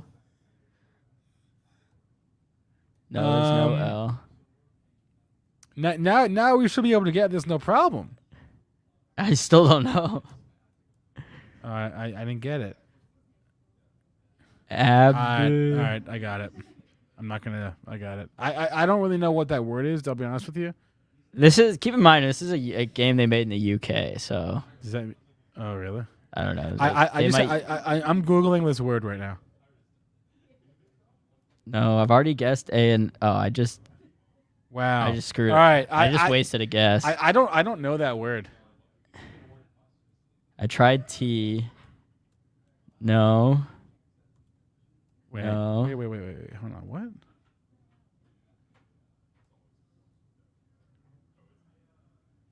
Wait, never mind. I'm an idiot. I'm sorry, guys. Oh, we got it in the chat. Shout out Voodoo. I'm an idiot. Yeah, Abby, as in like the road. But I don't know what abs is. ABBES. Abbey is like an alleyway, right? No, I know. I'm saying like London Stupid. Abbey. But I'm saying I don't know I'm what. an idiot. I'm so dumb. I don't know what abs is. ABBES. I don't know what that means. All right, that was a bad Wordle, man. That wasn't a fun one. Can we? Well, I wonder if your friend got it. The one that said it blew his mind. I'm not going to the Abbey. Abbey's like a church. Tiny Pie, aren't you in like Ireland? You should have been able to get this for us. I feel like that was not It's not clear. Whatever. Moving on. Though I feel like an idiot now for that one because Yeah, that one wasn't that exciting. I agree. All right. Anyway, let's. What about? Hey, if you're watching the show on Monday, you saw our segment with Matt Hammond. We talked IPOs for the week, and one of those IPOs actually had its debut today. I'm going to bring the chart up on the screen. TPG, private equity. We're talking a business with real, serious cash flow, earnings, bottom line stuff happening. How is the opening today for TPG? It's doing okay. Not on my screen. What was the IPO price? We got to go to 33. 33.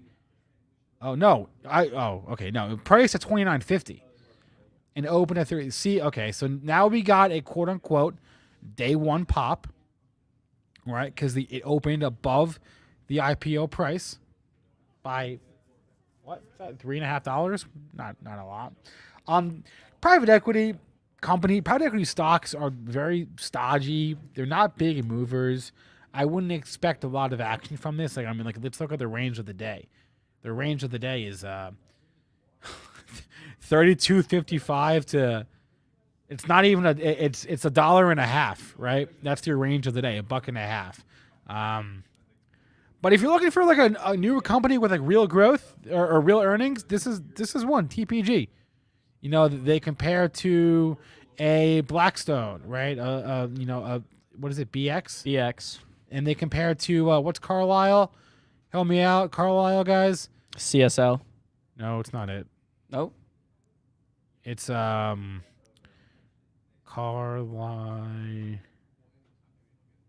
I don't know. I can't remember at the top of my head. The Carlyle Group. Oh, CG. CG. Thank you. Compares to those guys. So hey, look at that. IPOs. They happen. There's one. Anyway, okay. That's enough of that. I noticed Roblox today down about 8%. Oh boy. This thing. Let's pull up a chart. Roblox is one of your like crazy movers.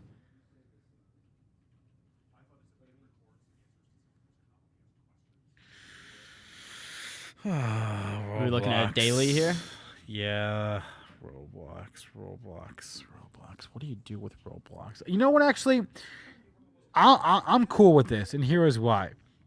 I definitely had FOMO on Roblox all through November, December. I had FOMO, right? When it got all the way up to like 130. Mm-hmm. If this thing got to like, what's that, 60? If this thing would have fallen to like where it was last spring, I would strongly consider buying it.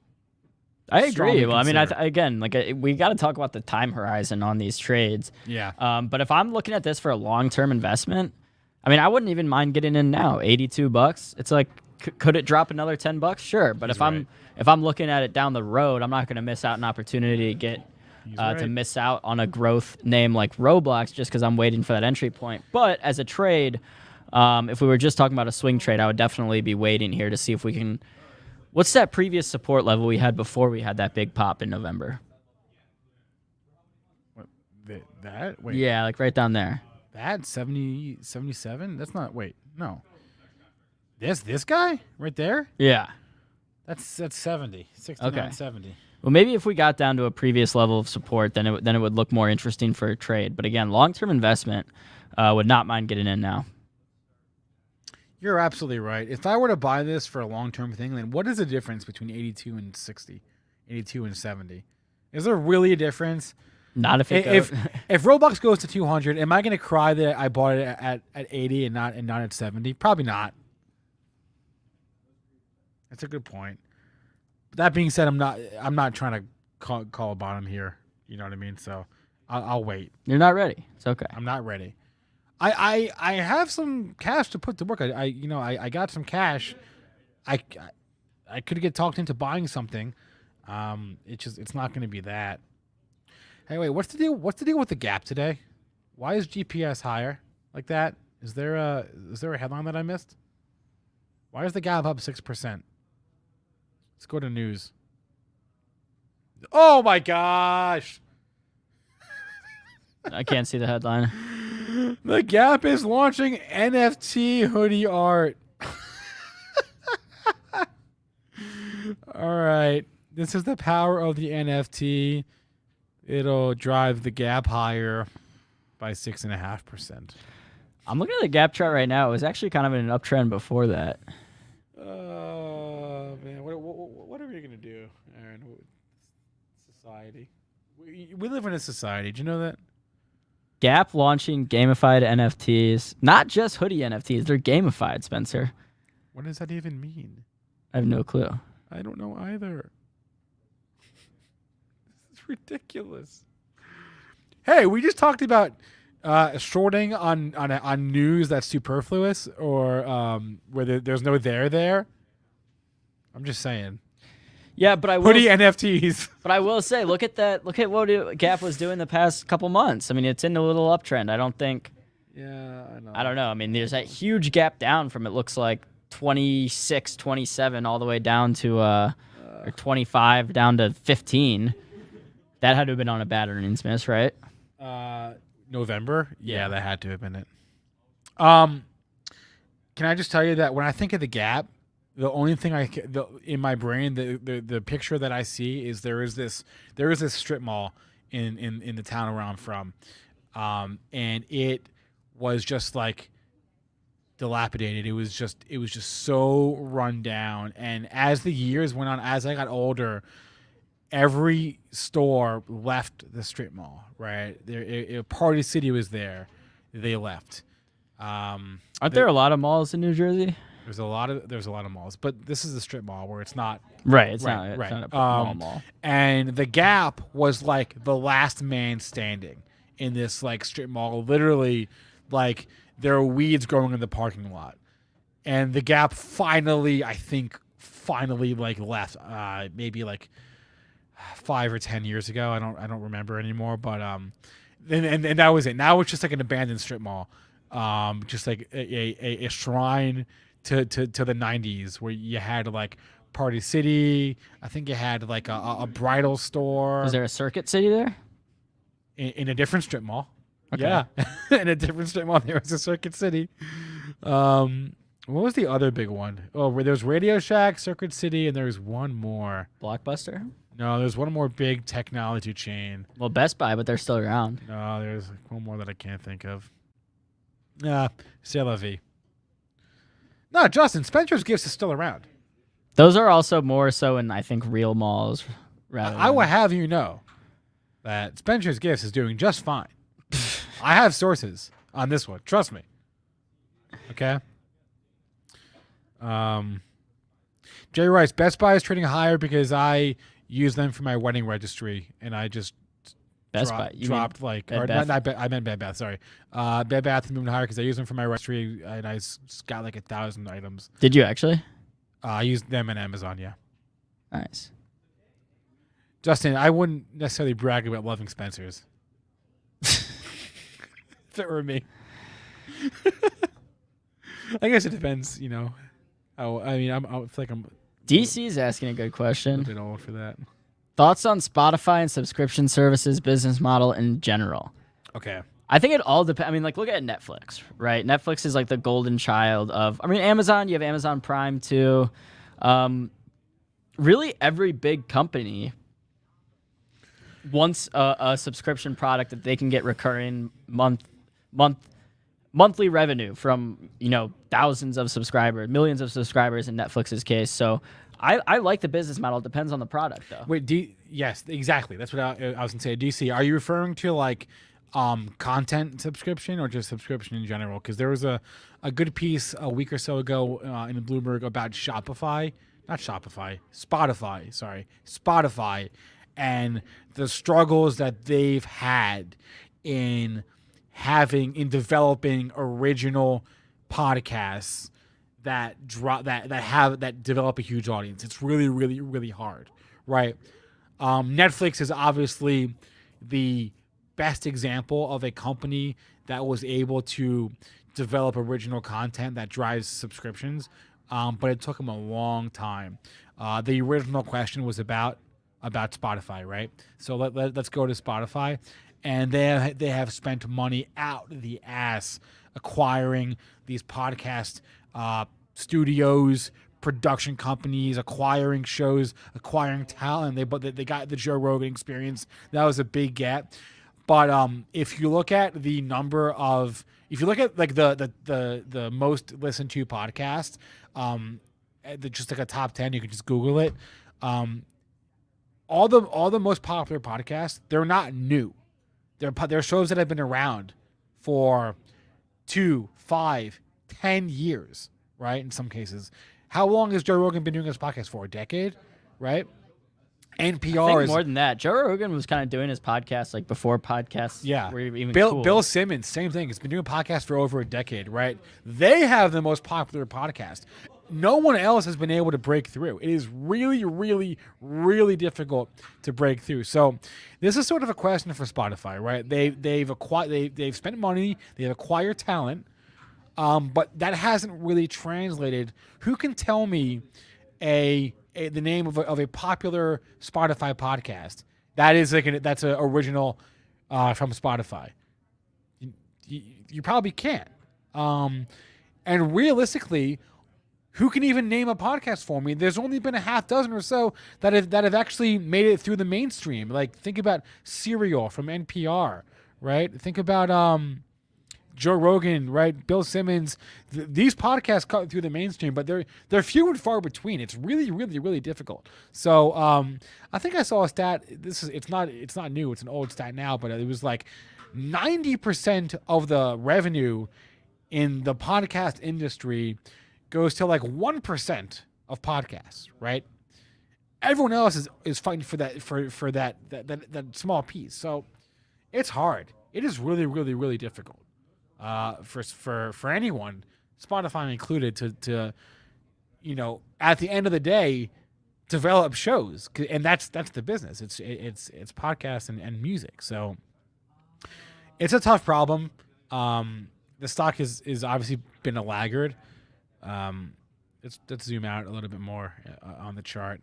So it's been a laggard in the last year or so, but had a really, really great 2020, benefited from the pandemic. I don't know. I guess I would say until they can show that they can develop some original content, I would say I'm skeptical. But again, subscription model, that's what you want.